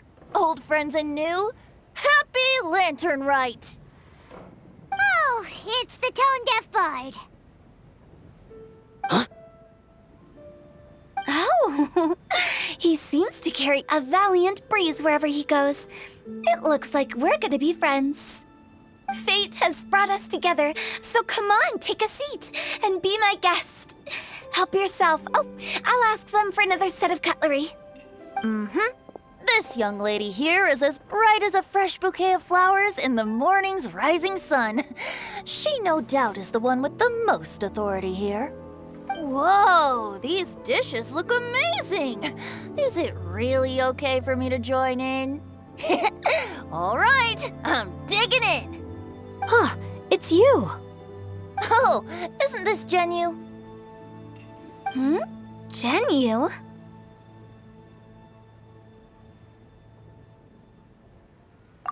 Yep. Now that I've taken a closer look, you're a fan of Genyu's works, aren't you?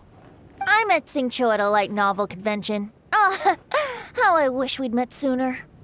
I never expected that there'd be another person in this world who could interpret Genyu's new novel as thoroughly as I could. Venti, you're being too humble. Considering your poetic talent, your fundamentals are way more impressive. Could this new guest be Master Xingqiu's friend? Yeah! Xiao, you remember me too, right? We had a chat not long ago. Yes, yes. Monsters become more active than usual as we get closer to Lantern Rite. I was patrolling Dihua Marsh a few days ago, when I happened to run into this... You've already forgotten? I'm a bard, remember? And bards go around singing wherever they like. Oh, right. And this bard was performing in Dihua Marsh. It was a moving melody, and it made me feel relaxed and at ease. I couldn't help but stay and listen.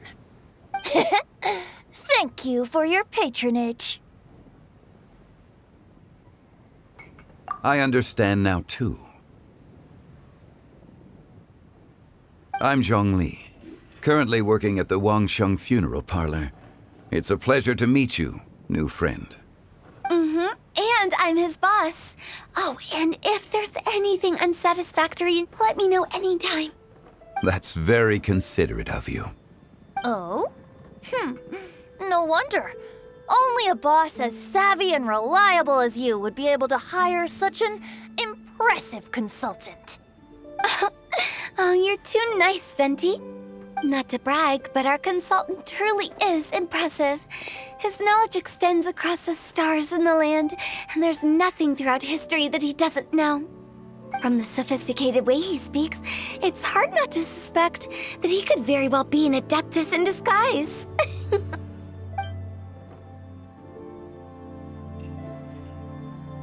Xiao, you're an adeptus. Do you think it might be possible? Sorry. I'm only good at conquering demons. I'm afraid I don't have much knowledge in that matter. Really? But Paimon thinks you're super knowledgeable. Huh? Oh, right!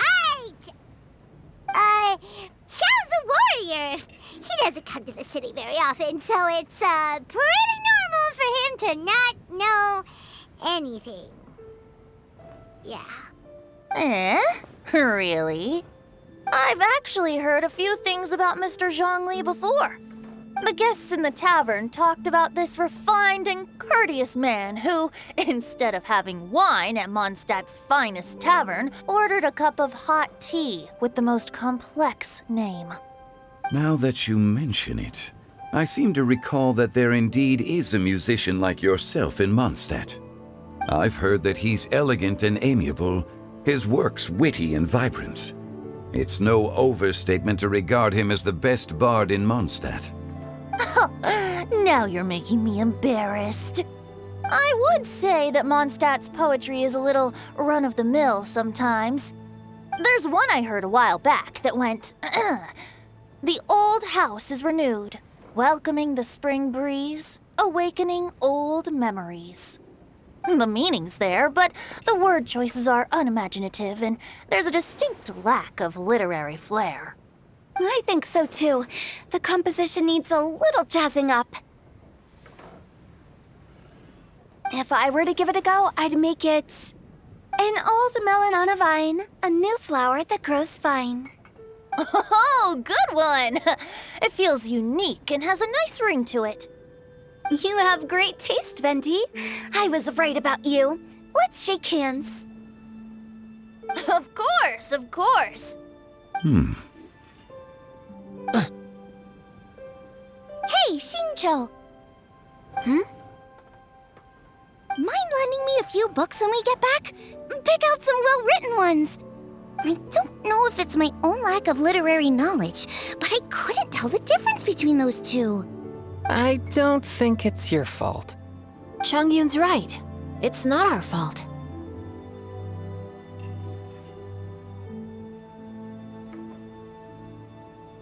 Oh, you have a point. But speaking of, why is the tone-deaf bard here? Are you here to take part in Lantern Rite too? I heard that Liua will be hosting a Lantern Rite music festival this year. As a musician myself, how could I possibly resist the temptation to come take a look? Or listen. Getting to know other musical styles is essential to sparking inspiration, don't you think? As for the Fontaine friend who hosted the festival, I saw him near Stone Gate the other day. The Iridescence tour has finally been held successfully for once, so I had to congratulate him. Don't think anything of it. By the way, I was watching as you entered Xinyue Kiosk, but no one seemed to notice me. Should I say that it's because I'm an expert in hiding, or that a certain someone deliberately ignored the sound of the wind? Whenever Lantern Rite comes around, Liua Harbor becomes bustling with activity. People are all busy watching the lanterns and strolling around the shops, and they might just go travel somewhere on a whim. It is rather difficult to predict another's whereabouts. The festival is in full swing and proceeding smoothly, and we're all gathered here with friends, new and old. This is no doubt a wonderful occasion worth celebrating. To come together with all of you at the beginning of the year, one can't help but be filled with joy. In a moment like this, I propose we raise a glass together. In my case, tea in lieu of wine. Very well said, Mr. Zhongli. That was exactly what I wanted to say. Now I'm getting a little self-conscious. I didn't cause you too much trouble barging in like that, did I? We usually drink wine during occasions like this over in Mondstadt, but since Mr. Zhongli insists on drinking tea, I'll give a toast with tea too. Everyone, thanks for the treat. You're welcome. As the host of this gathering, I hope everyone enjoys the food and drinks. May this year be better than the last. Considering that everyone may have other matters to attend to later, sticking to tea seems like a good idea. All of a sudden, they started proposing toasts. Should we? What's with the urgency?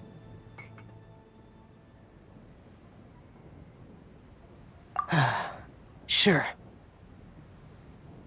Have you two finished eating? It's always nice to have a breath of fresh air after a meal. Helps with digestion. Paimon will come too.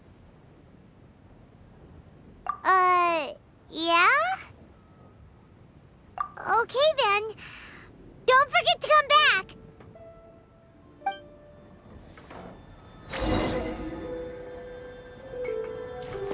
Are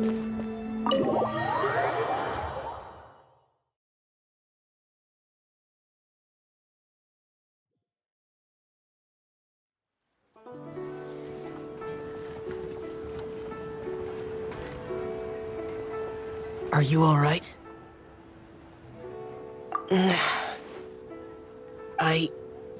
It's hard to describe.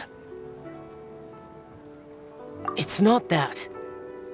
There were those among the Adepti who loved gatherings and idle chit-chat. Sometimes they would call up a few others for a drink. Even I got dragged along to their gatherings many times. The Adepti all have their specialties, making most of them proud and arrogant. Everything they say is straight from the heart. It never gets too complicated. But this time...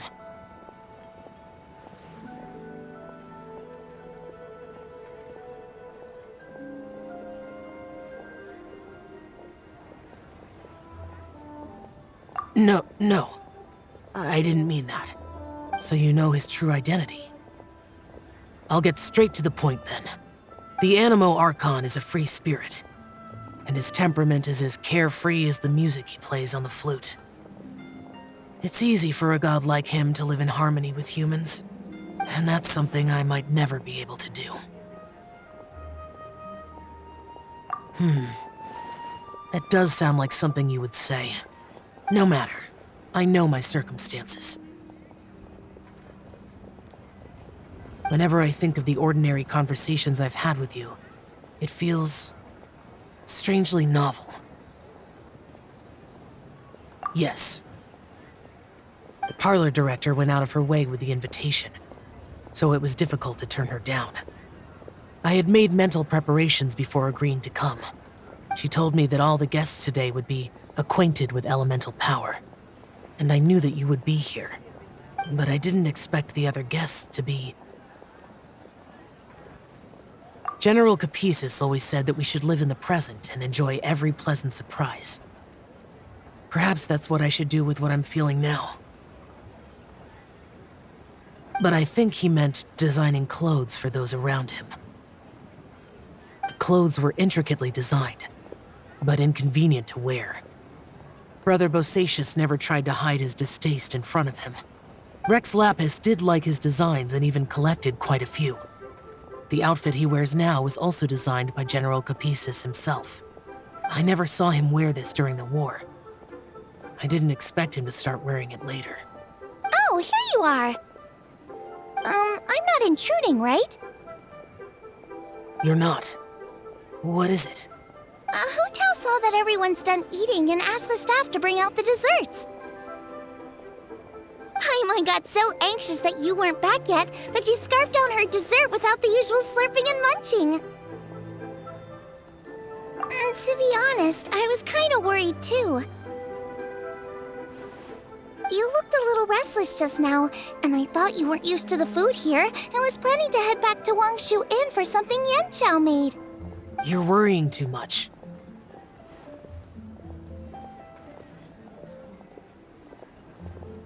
Why would I? Anyway, let's head back. Please wait! There's another reason why I came looking for you.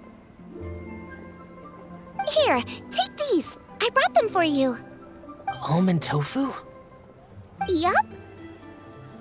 Since the Masterful Chef's competition, you could say that Yanqiao and I are not only competitors, but good friends as well. I visit him at Wangshu Inn sometimes to discuss our cooking. I heard him say that the esteemed guest on the roof loves nothing more than a good plate of almond tofu, so I learned a thing or two about the dish from him. I'll be honest, before Hu Tao invited everyone, she secretly came looking for me, told me about the guests she planned to invite, and asked me for some suggestions on what she should order. So I made a few servings of almond tofu for you guys in advance. Take them as a token of gratitude for your support. When I told Guoba that I was making these for you, he started eagerly running around the kitchen and helping a lot too. Thank you for the trouble. There was no need to... I'll take them. Thank you. And guoba too. You're welcome. Oh, the almond tofu I made probably tastes and feels a little different from the type Yanxiao cooks. Please let me know if there's any improvements I should make. Okay. That's all. Alrighty, we should head back now. We can't keep Paimon waiting.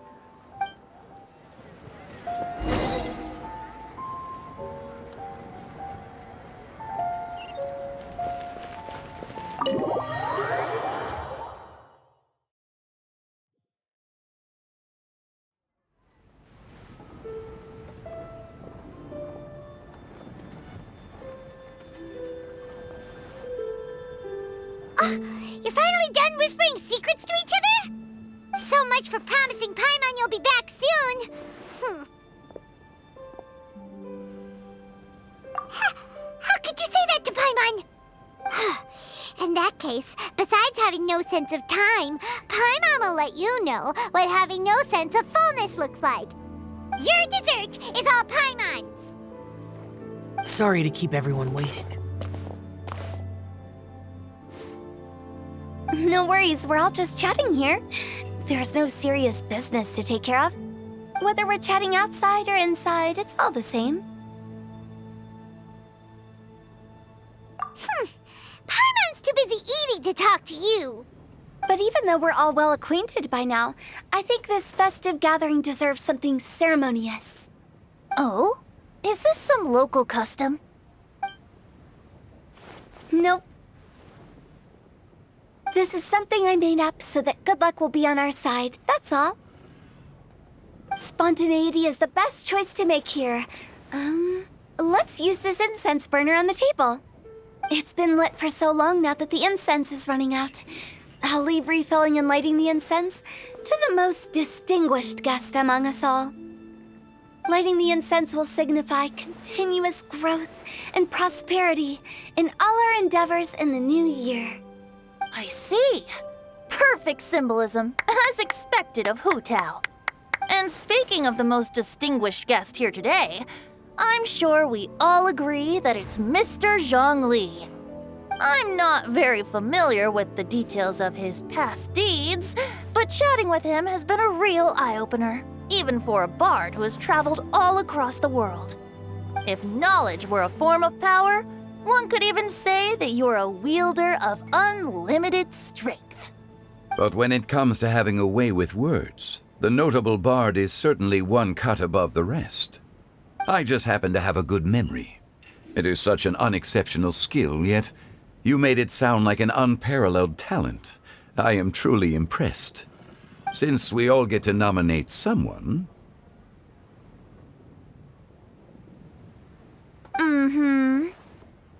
I think it's only fair that we let the parlor director light the incense.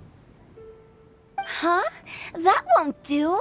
Don't flatter me just because I'm your boss. We are looking for the most distinguished guest here. As the host, I shouldn't be involved in this discussion at all. Now that we've enjoyed this table full of delicacies, how about we let our one and only chef here do the honors? Is this really the way this works? I didn't cook any of these dishes. It's not a big deal. Just look at her! Xiangling, the disciple of an adeptus, the stove god's best companion, the winner of the Masterful Chef's competition. The only heir of the famous Wan Min restaurant. A good old friend of mine. There's no better choice. Why does Paimon feel like we're back at square one again? Please stop! You're making me embarrassed. If we're looking for a distinguished guest, surely the second son of the Feiyun Commerce Guild counts. It's one of the largest commerce guilds in Liyue Harbor. Huh? Don't get me involved in this. Ooh, not a bad choice. With the Commerce Guild's young master lighting the incense, we're all sure to make a huge sum of mora in the new year. That's not how it works. Making a fortune is indeed a fine wish, but it's of lesser importance than good health and happiness. Which means we should choose Chongyun, the skilled exorcist who keeps everyone's home safe from evil spirits. Huh? Now you're nominating me? I can't be the one when we have the Conqueror of Demons right here. Adeptus Xiao has the most seniority among everyone here today. We should... I refuse. I am most certainly not the most distinguished guest here. You should all be able to make the right judgment based on your observations. One person here is well acquainted with everyone else.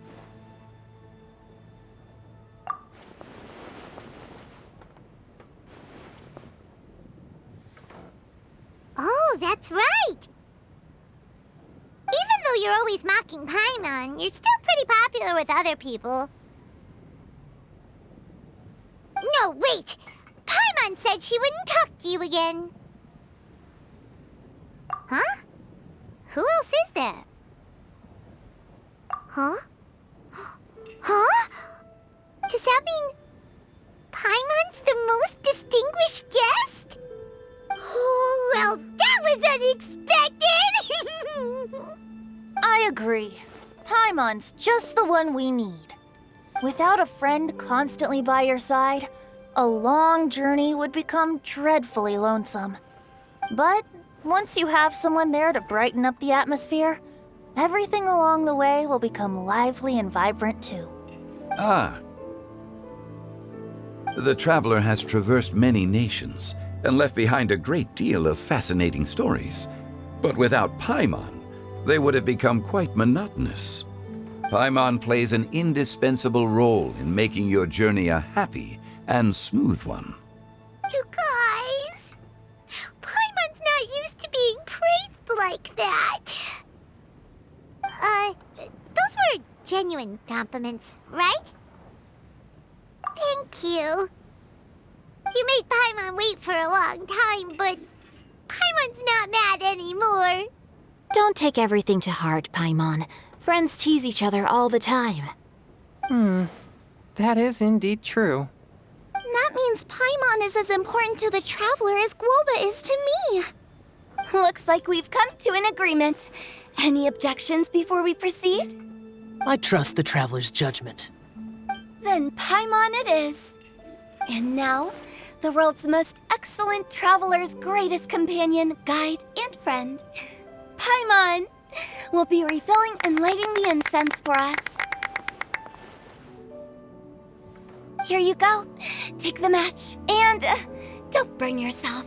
But if things go really wrong, here's the 2-for-1 coupon.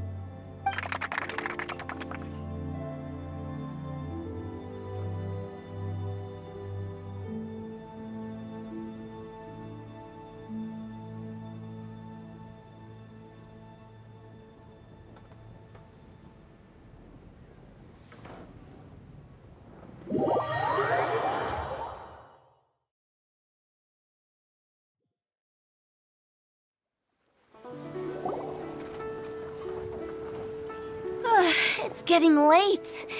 I won't take up any more of your time. You're all free to go as you please. Yep, the tea was amazing too. You don't have to go all polite on me. Just remember to come when I invite you next time. Let's see. It's dark out, so I'm going to accompany Xiangling, Xingqiu, and Changyun back home. As for the rest of the guests, I'll leave them to our consultant. No need. I'm headed towards the harbor to meet a friend on the ship. There's no need to trouble one such as Mr. Zhongli. I think you know the place I'm talking about. Come meet me anytime. It was great getting to know you all. Let's meet again when the spring breeze begins to blow. Bye. Oh, we should write poetry together sometime. We'll catch you all later then. Don't forget to return to the parlor later. There's something I need you to do. Understood. See you later. Well then. Rex Lapis. Just Zhongli will do. I live as a mortal in Liu Harbor now. I am just one among many who begin work at sunrise and retire to rest at sundown. If we were to consider status and seniority as Zhongli, I should be respectfully referring to you as Adeptus Shao. Heaven forbid. Not you too. I meant what I said. I heard that during the Lantern Rite Music Festival, you conferred with Streetward Rambler and Cloud Retainer. I take it as you've gained a lot more knowledge about the past? The same truth will sound different coming from different people. As more bear witness to a story, feelings and interpretations expand in variety too. I once had a pleasant chat about the past and present with a Sumeru scholar named Soraya, and learned a few things about her research topic. From the evidence she found and the conclusion she made, her area of research is already very close to the truth. But there are multiple sides to humans and gods alike. In the legends recorded by humans, some gods were depicted as arrogant and condescending, while others were kind and capable. But whether to me, Streetward Rambler, Cloud Retainer, or younger adepti such as Shao and Ganyu, those adepti and gods that may seem extraordinary to humans are something more akin to close companions. This was as true back then as it is right now. Just how Shao may seem unapproachable to most, but the Traveler has proved otherwise. So there's no need to dwell too much on certain things. Zhongli, what you're saying is... It looks like you understood what I meant. Ah. The director asked me to accompany you on your return, but I don't think you'll need my protection. I'll be taking a walk around and admiring the night scenery. After that, it'll be time for me to go back and meet up with the director. Goodbye for now. Bye, Zhongli! Everyone's gone now. Paimon always feels a little empty inside when a lively celebration ends. But at least you always stay by Paimon's side. No. Paimon got it mixed up. Paimon, the best and most distinguished travel guide, will always stay by your side, Traveler. Good that you were aware of that. Shao, is there anything else you want to do? We could take you on a tour of Liyue Harbor. No need. I've stayed here for much longer than I had expected. The city lights are a fine sight, but it's time for me to leave. The events of today occurred so abruptly. I appreciate your kindness. Okay. I'll see you next time then.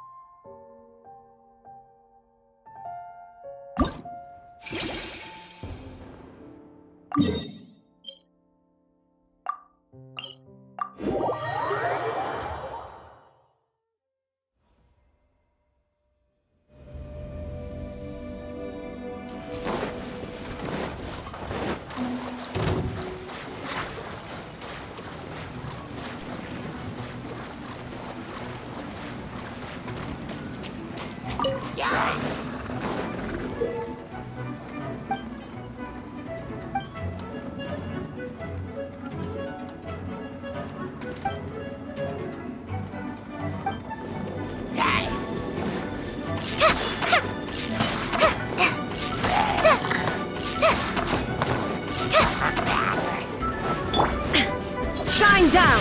With all my strength! Let's dance!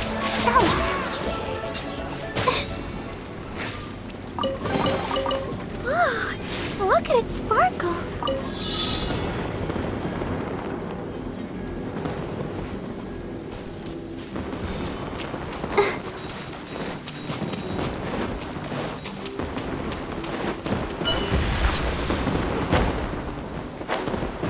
Don't stay out in the rain for too long. You'll catch a cold.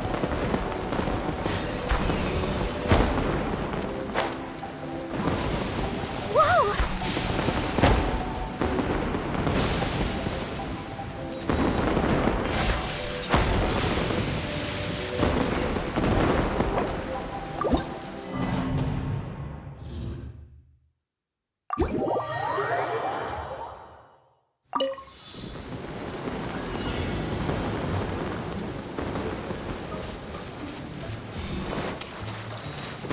Go, Barbara, go!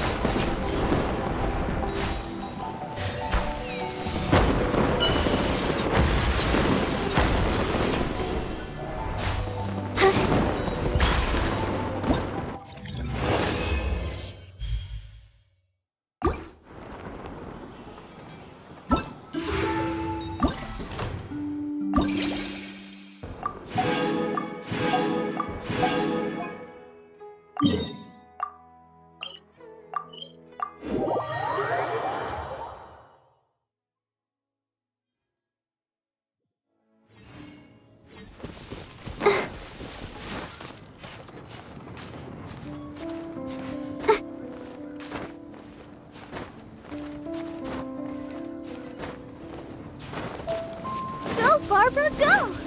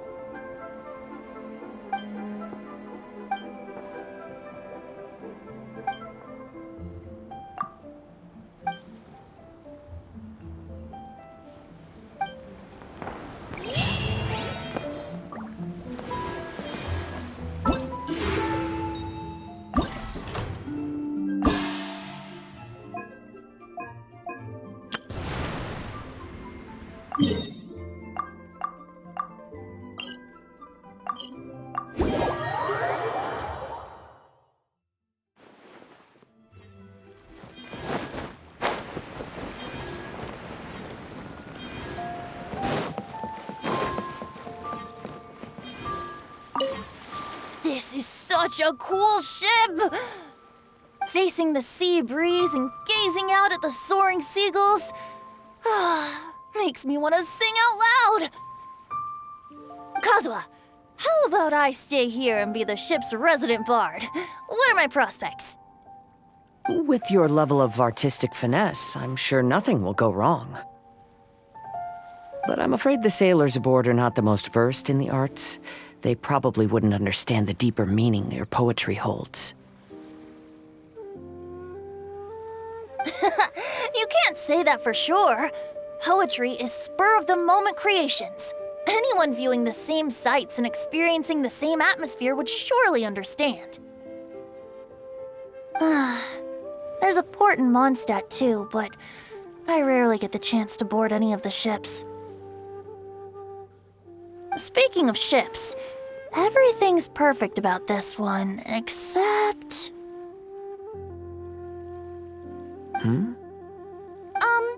Kazuha, could you tell your captain that my height says nothing of my age? I'm way past drinking age.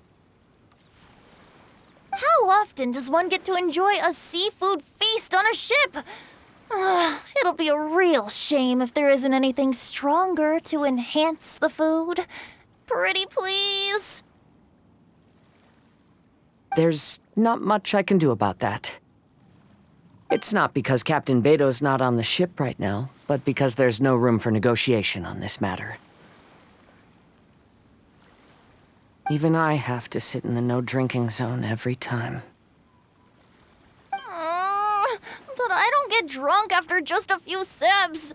Trust me, I can hold my liquor really well.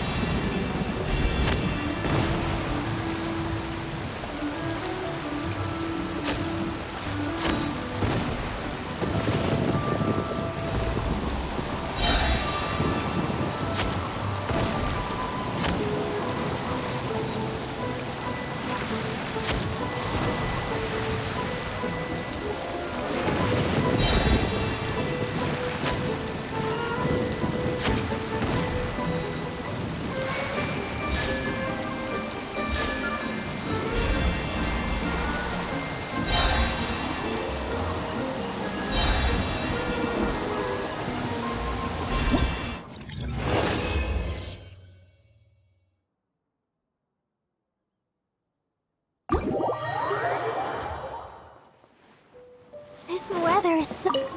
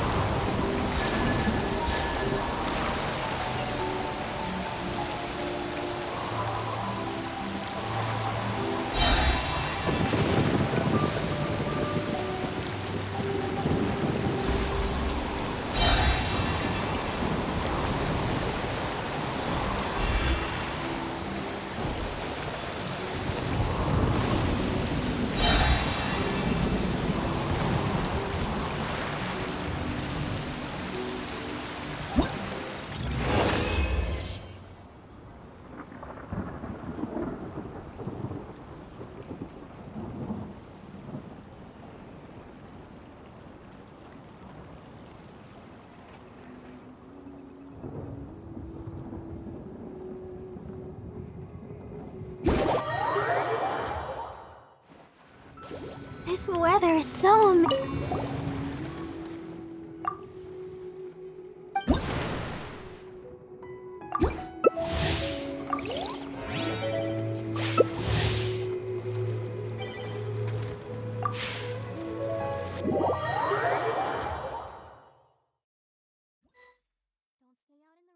too long, you'll catch a cold.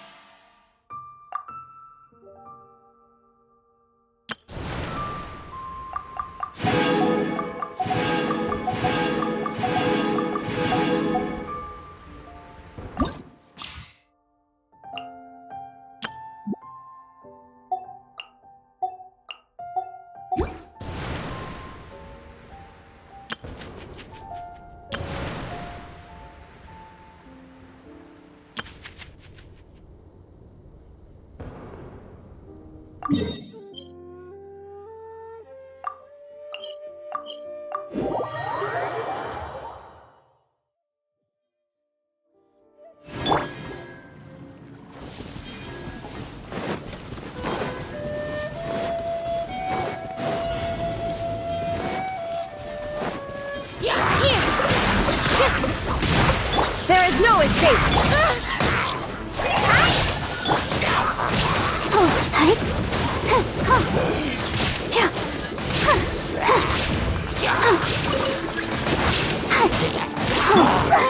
I gotta balance with all my strength.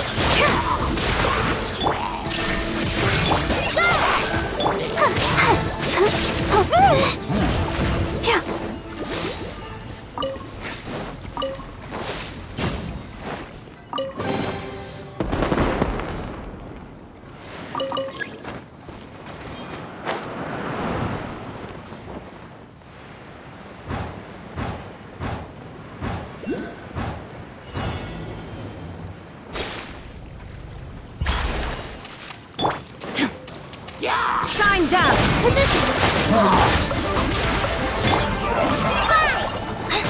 I'll protect us.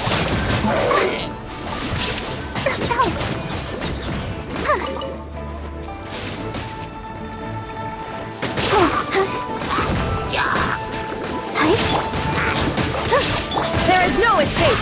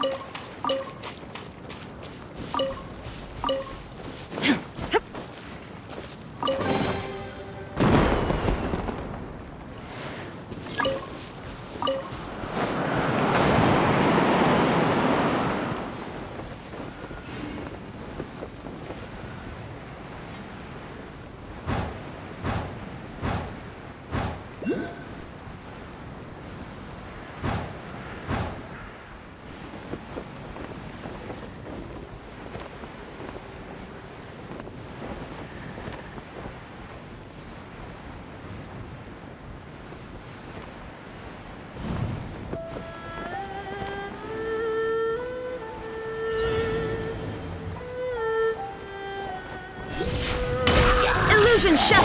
All my strength! Let's... Oh no!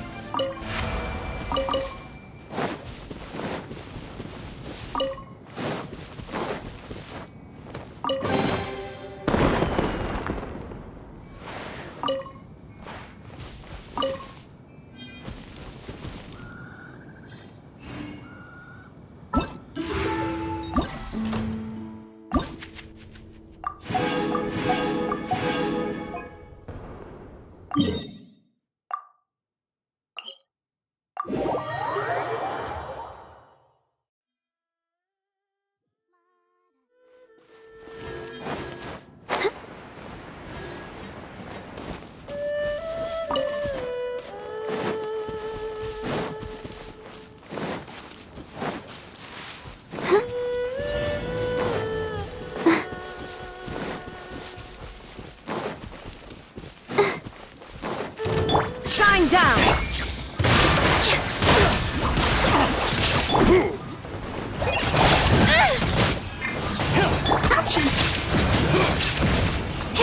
Go, Barb! Illusion shattered! That hurt a little.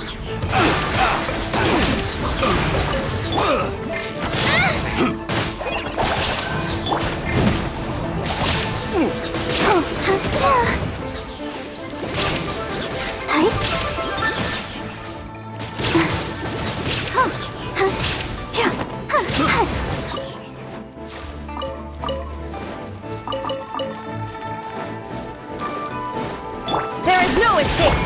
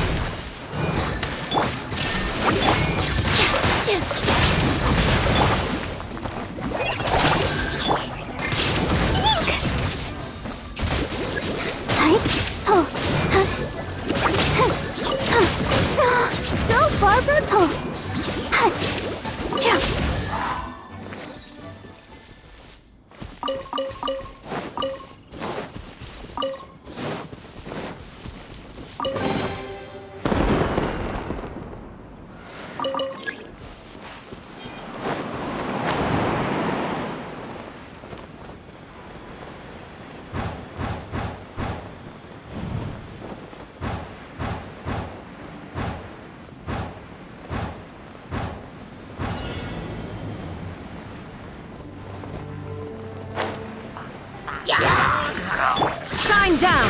Positions! All protected!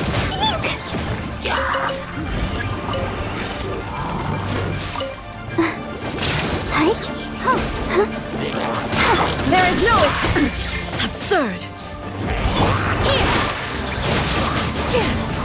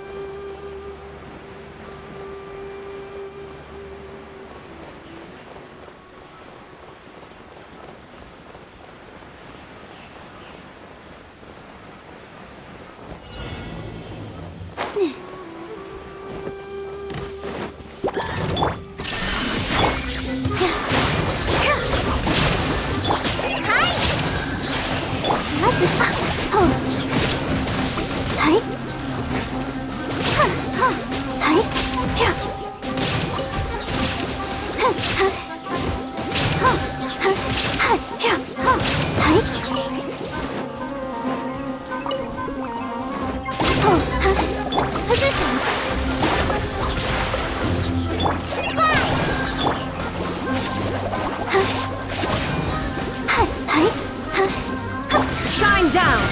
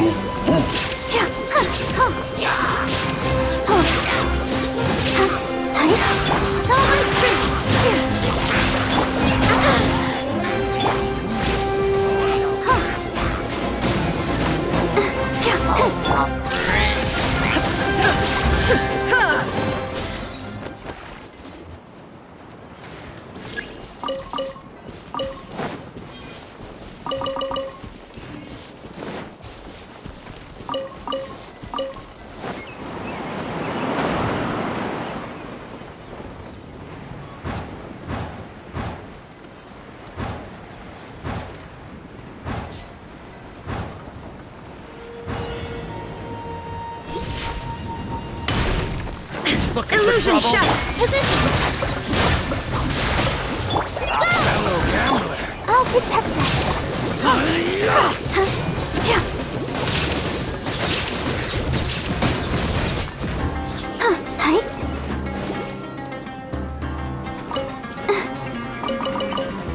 Go! Go, Barbara, go! Following orders. Shine down!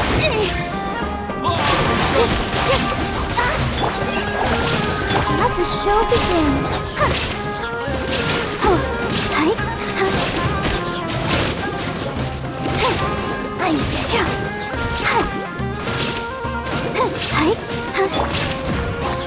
With all my strength.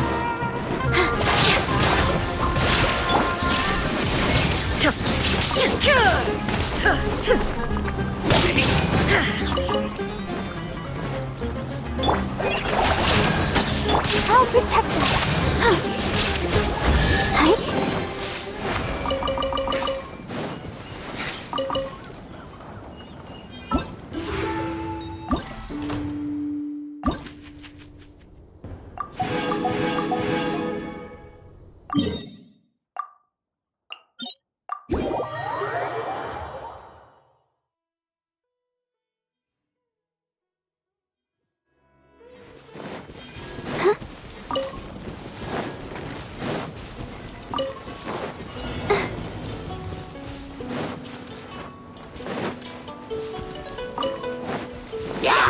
Let's dance. Illusion shattered. That hurt here. Oh no.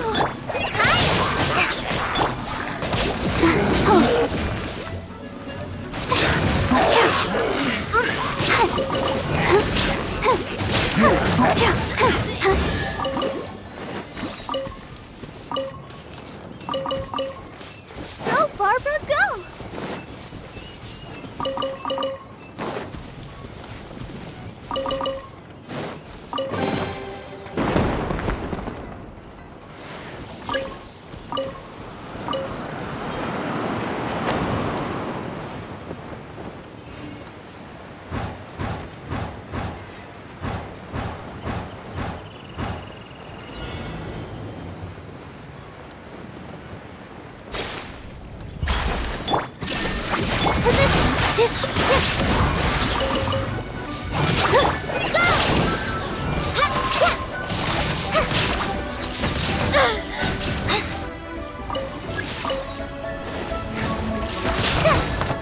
Shine down!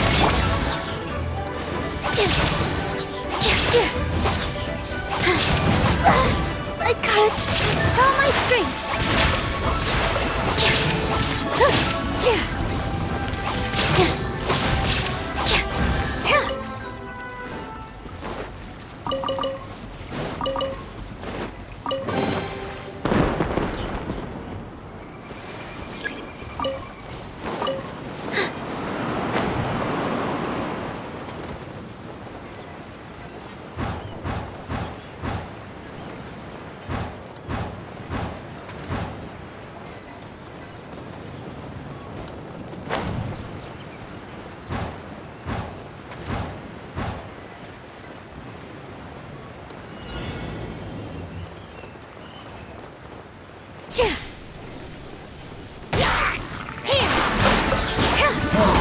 There is no escape.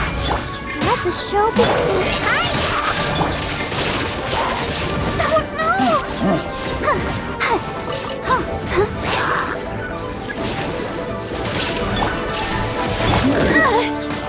With all my strength.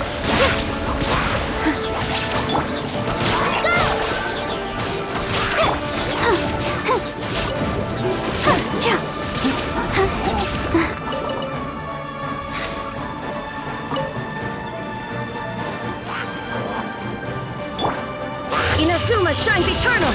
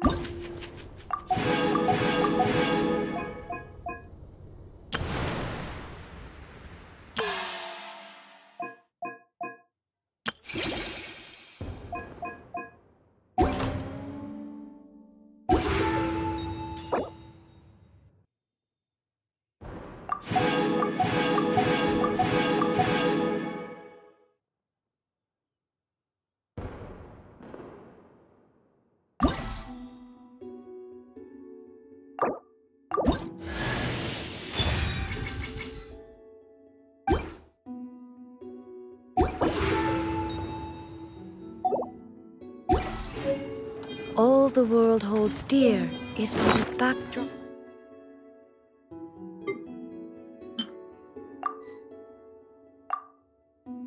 of constant motion.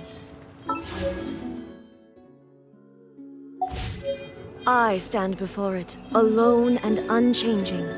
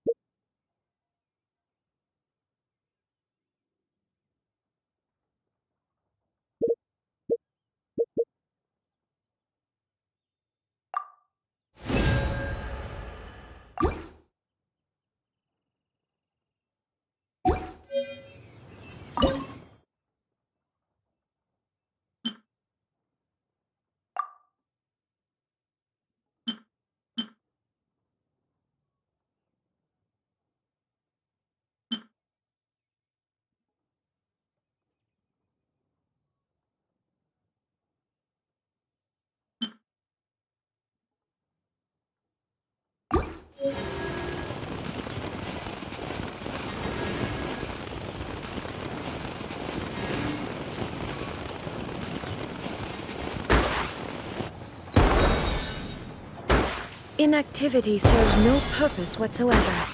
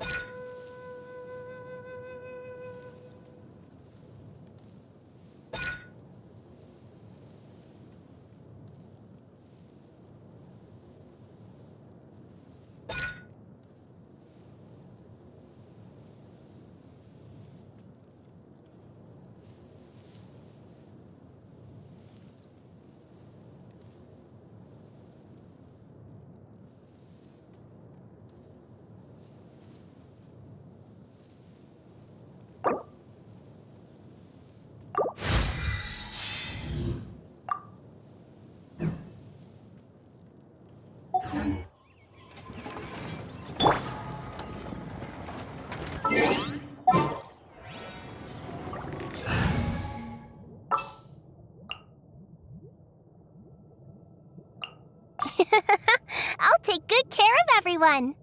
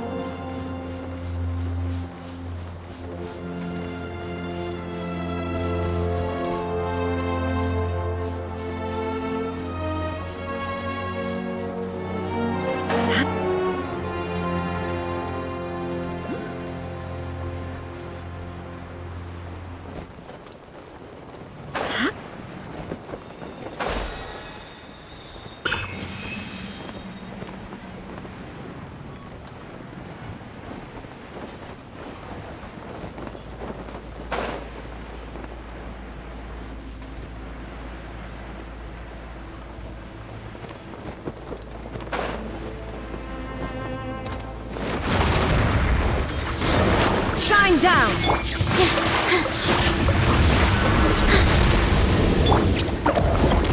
I'll protect us.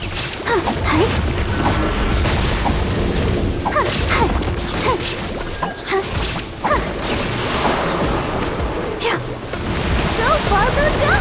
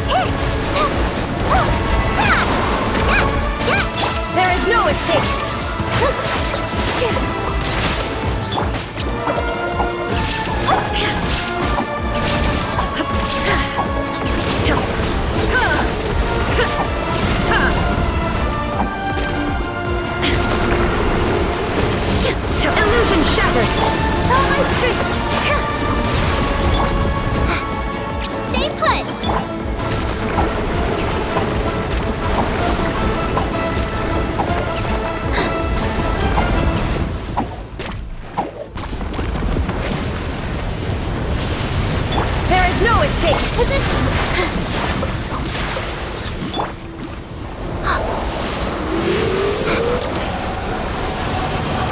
Don't be scared! Illusion shattered!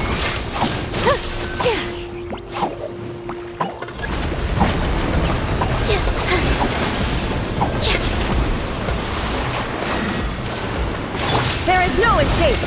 Here! You, Blaze! You're up!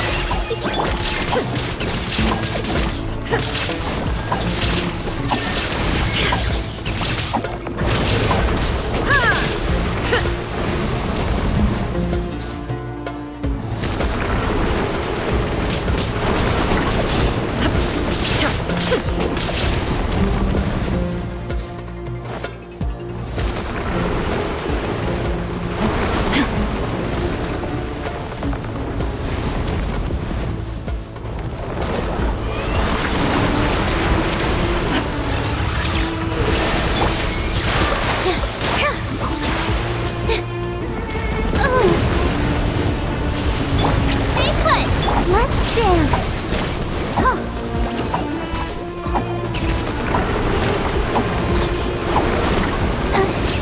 Shine down! With all my strength! You, Blaze! You're up!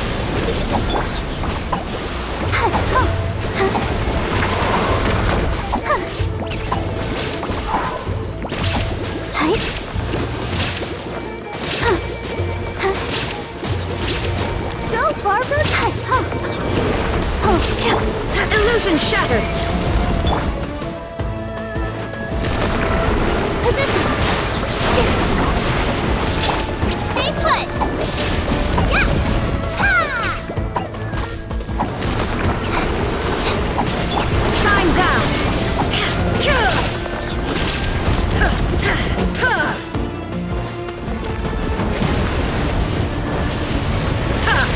There is no escape! Now you shall perish!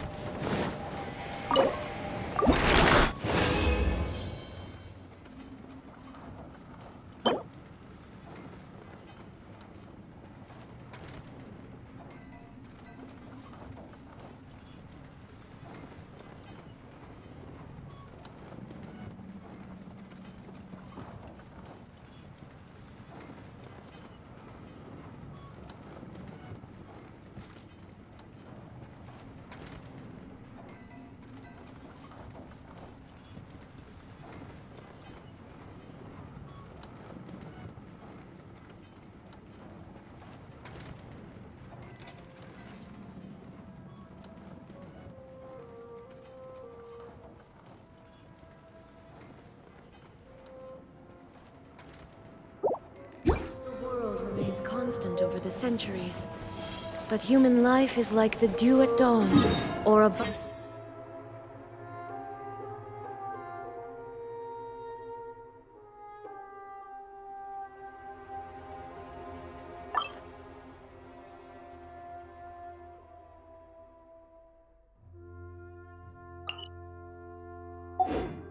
rising through water, transitory.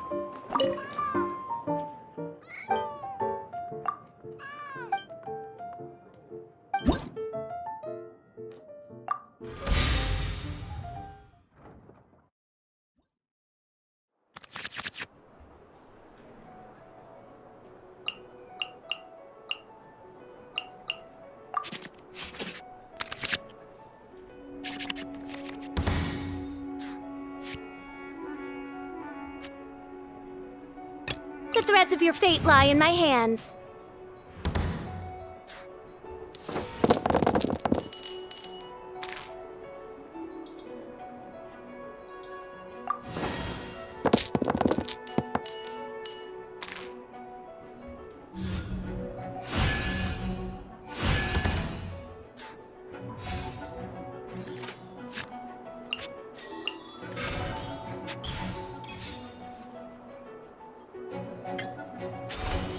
I summon thee!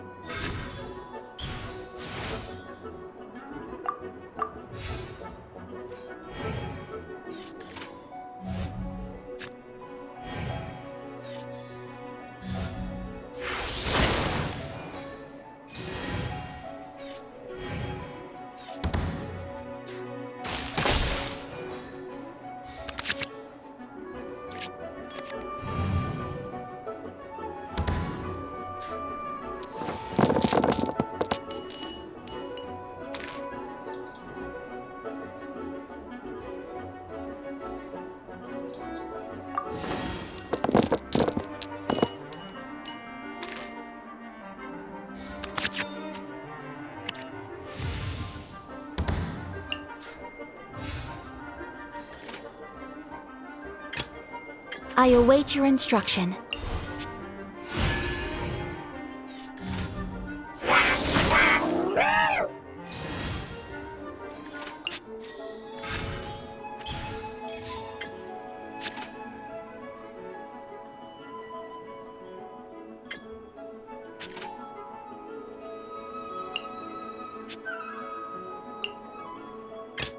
Contamination must be washed away.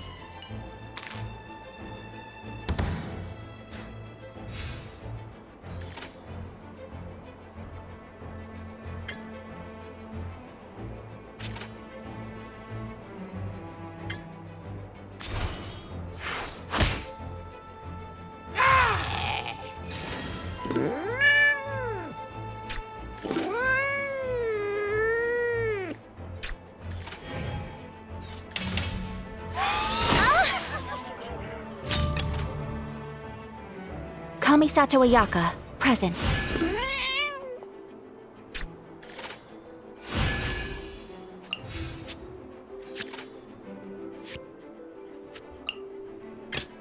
Contamination must be washed away.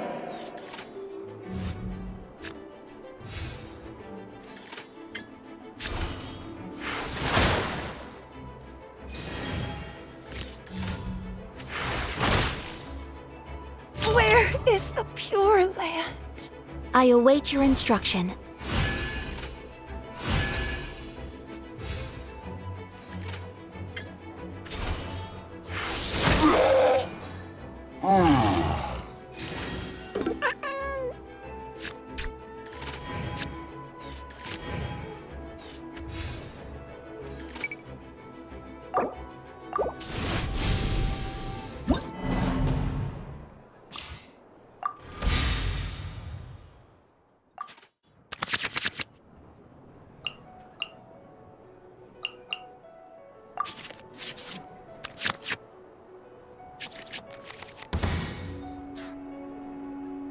The threads of your fate lie in my hands.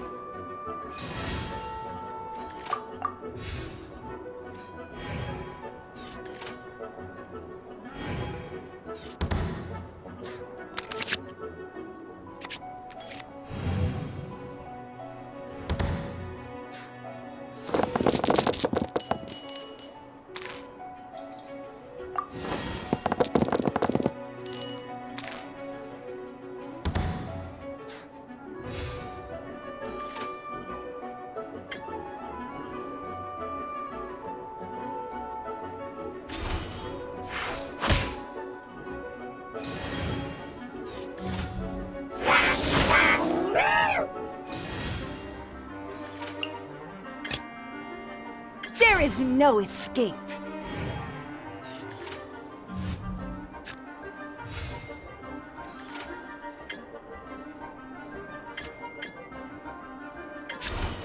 In the image of the wilderness.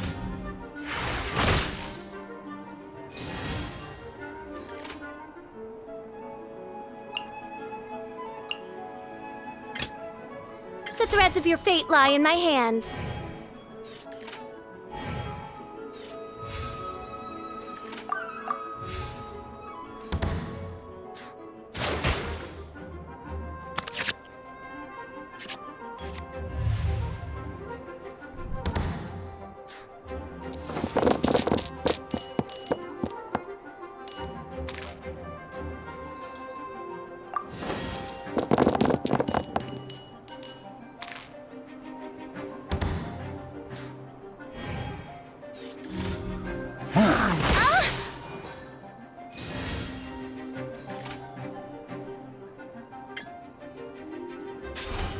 I summon thee!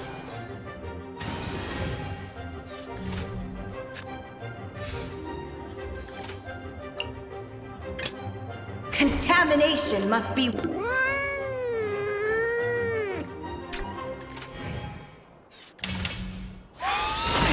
Not water, too.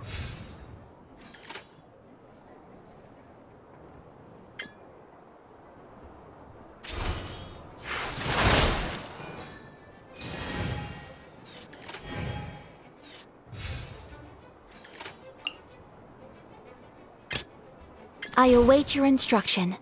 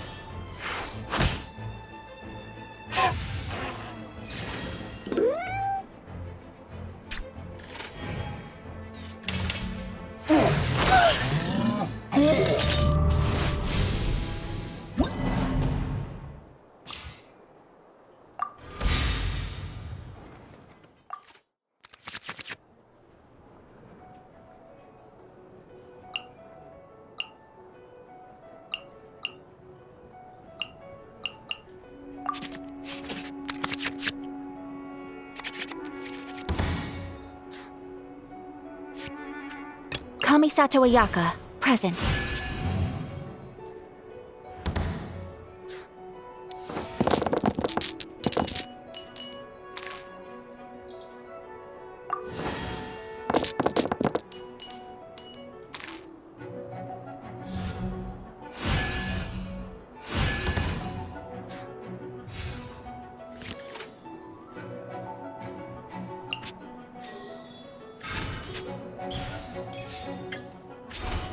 My apologies!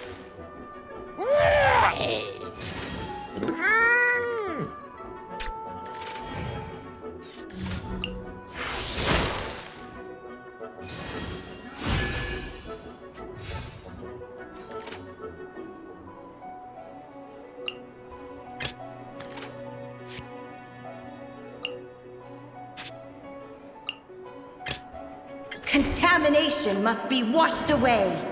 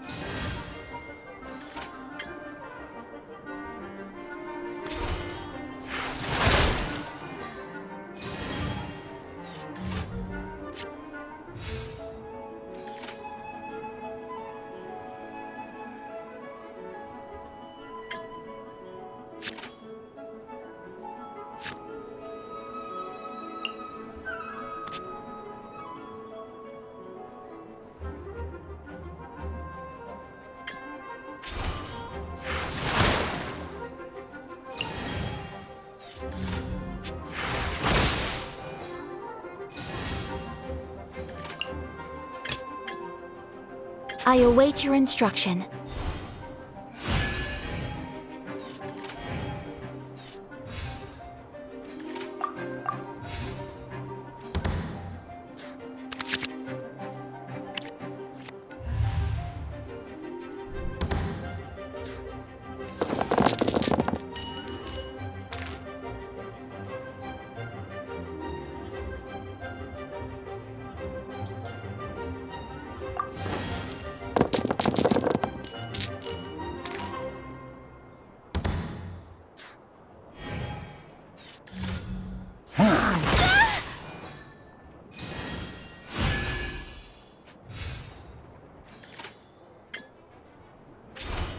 Take flight!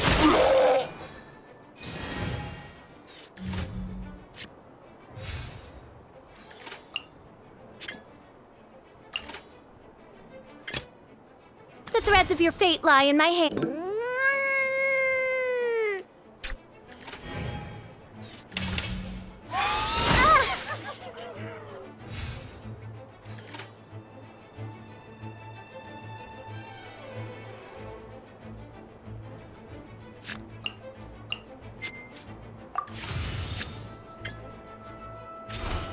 Oz, reveal thyself!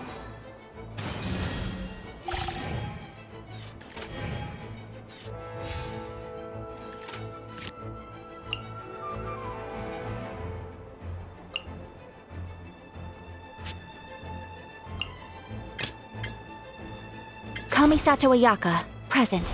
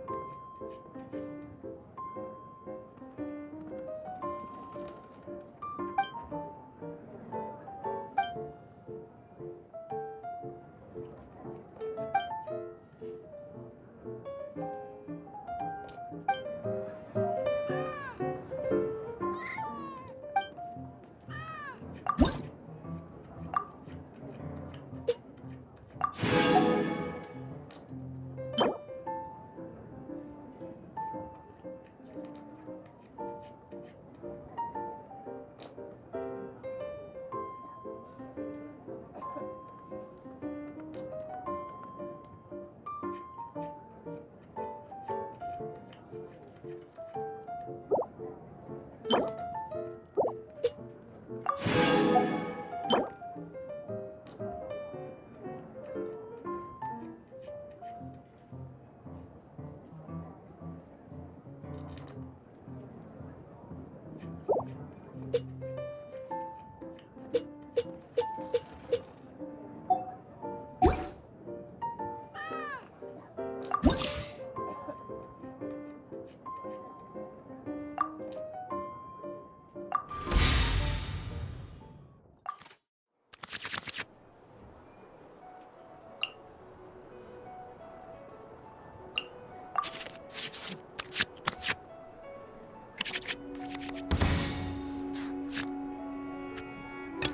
threads of your fate lie in my hands.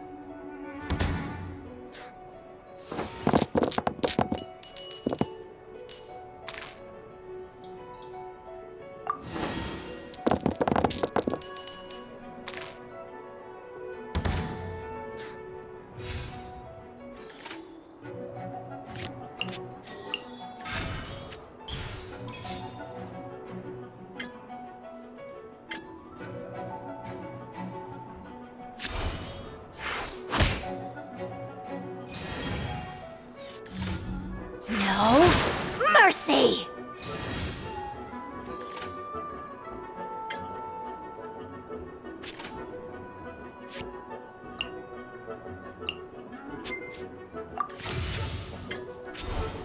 No rest for the wicked.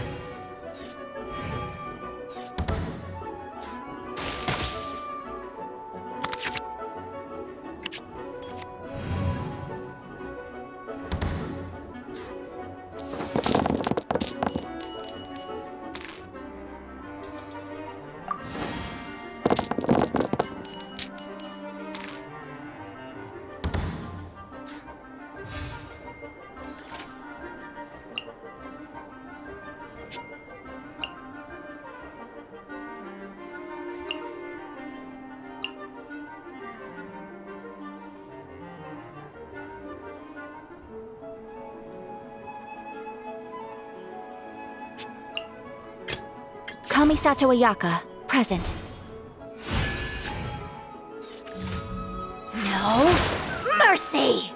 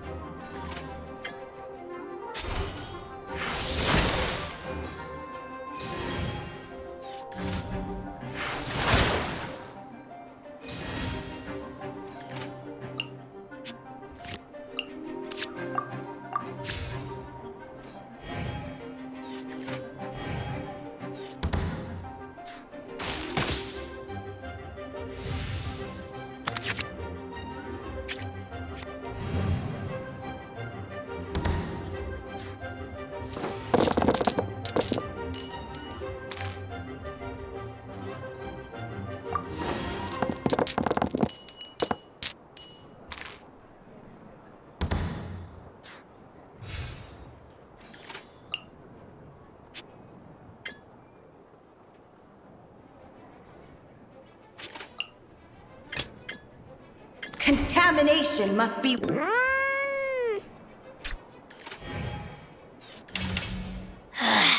Mirror images disperse like water. Not water, too.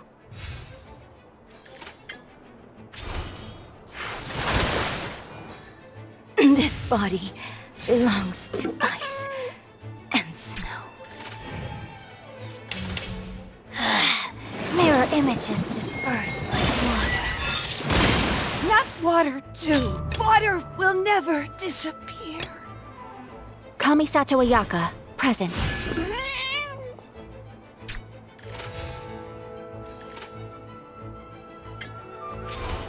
Take flight!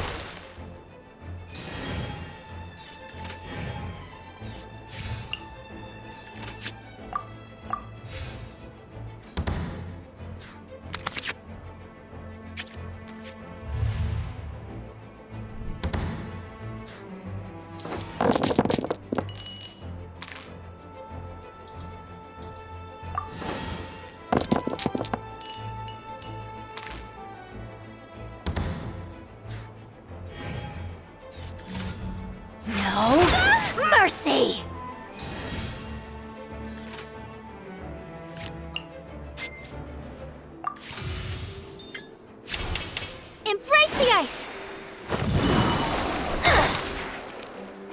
This body belongs to ice and snow.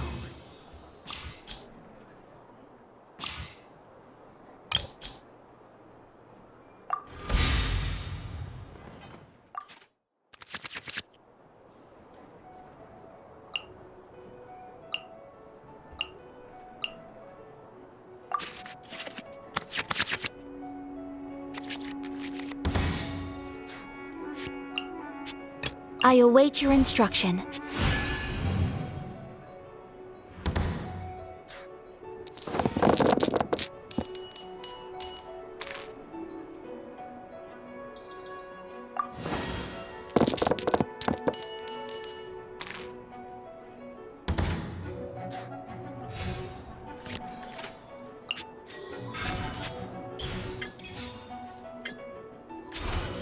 Whirling snow!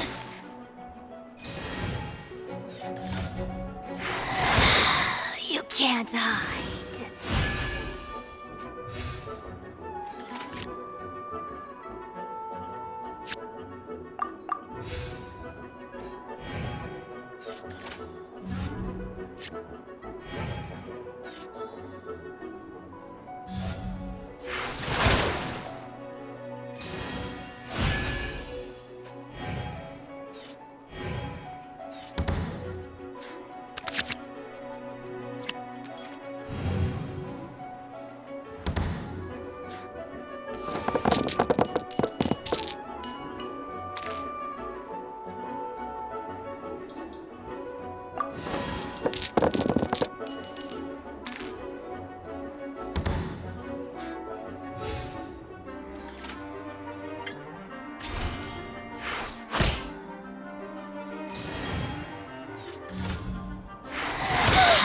You can't hide.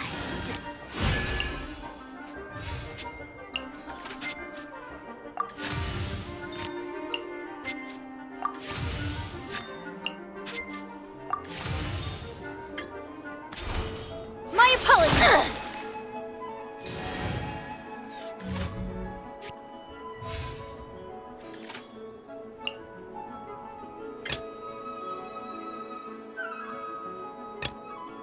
In the name of the Prinzessin!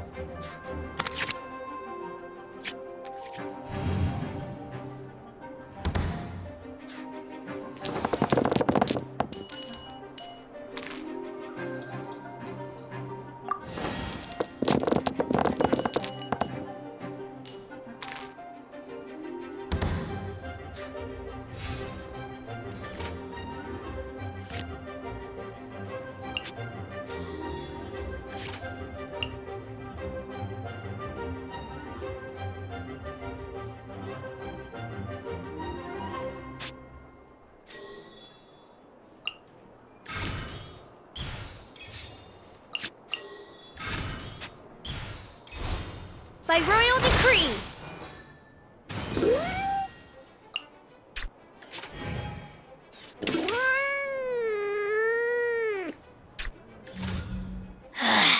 Mirror images disperse like water.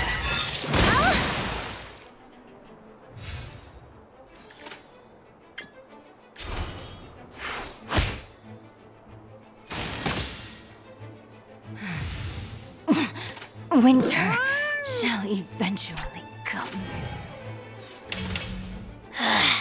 Mirror images disperse like water. Mein Fräulein. Contempt.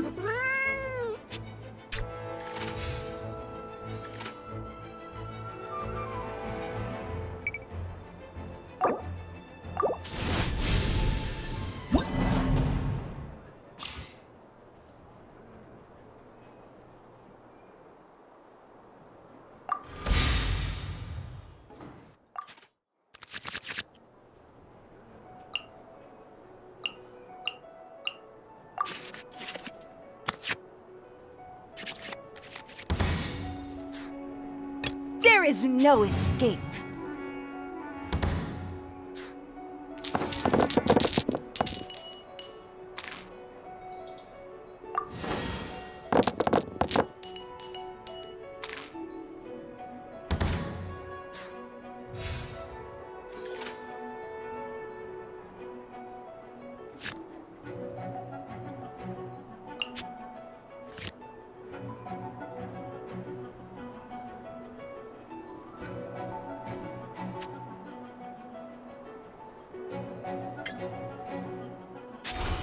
In the image of the wilderness.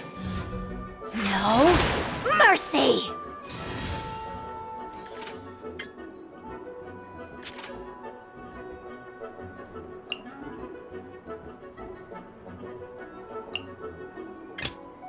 Kamisato Ayaka, present.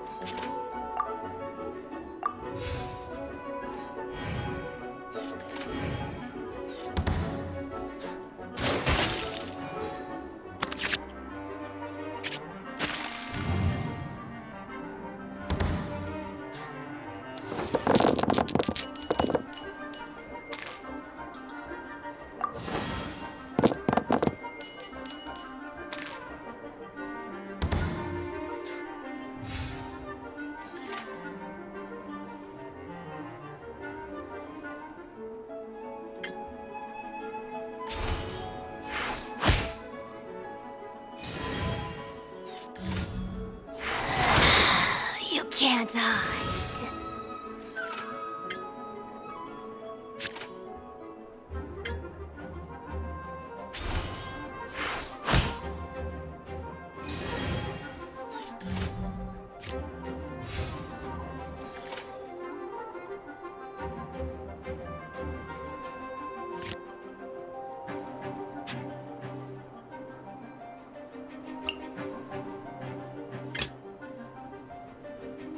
The threads of your fate lie in my hands.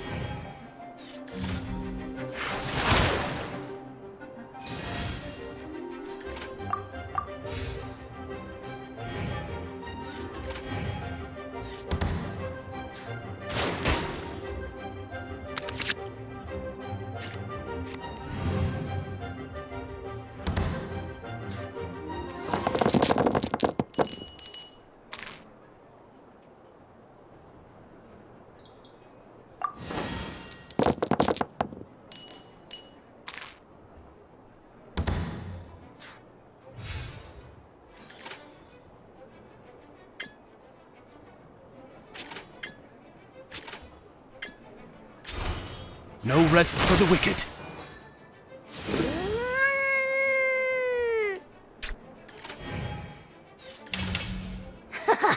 Got you!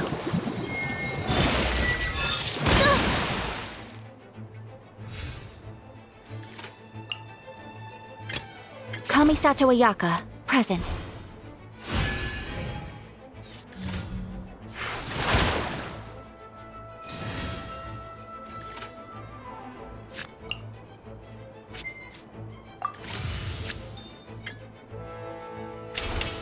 Embrace the ice!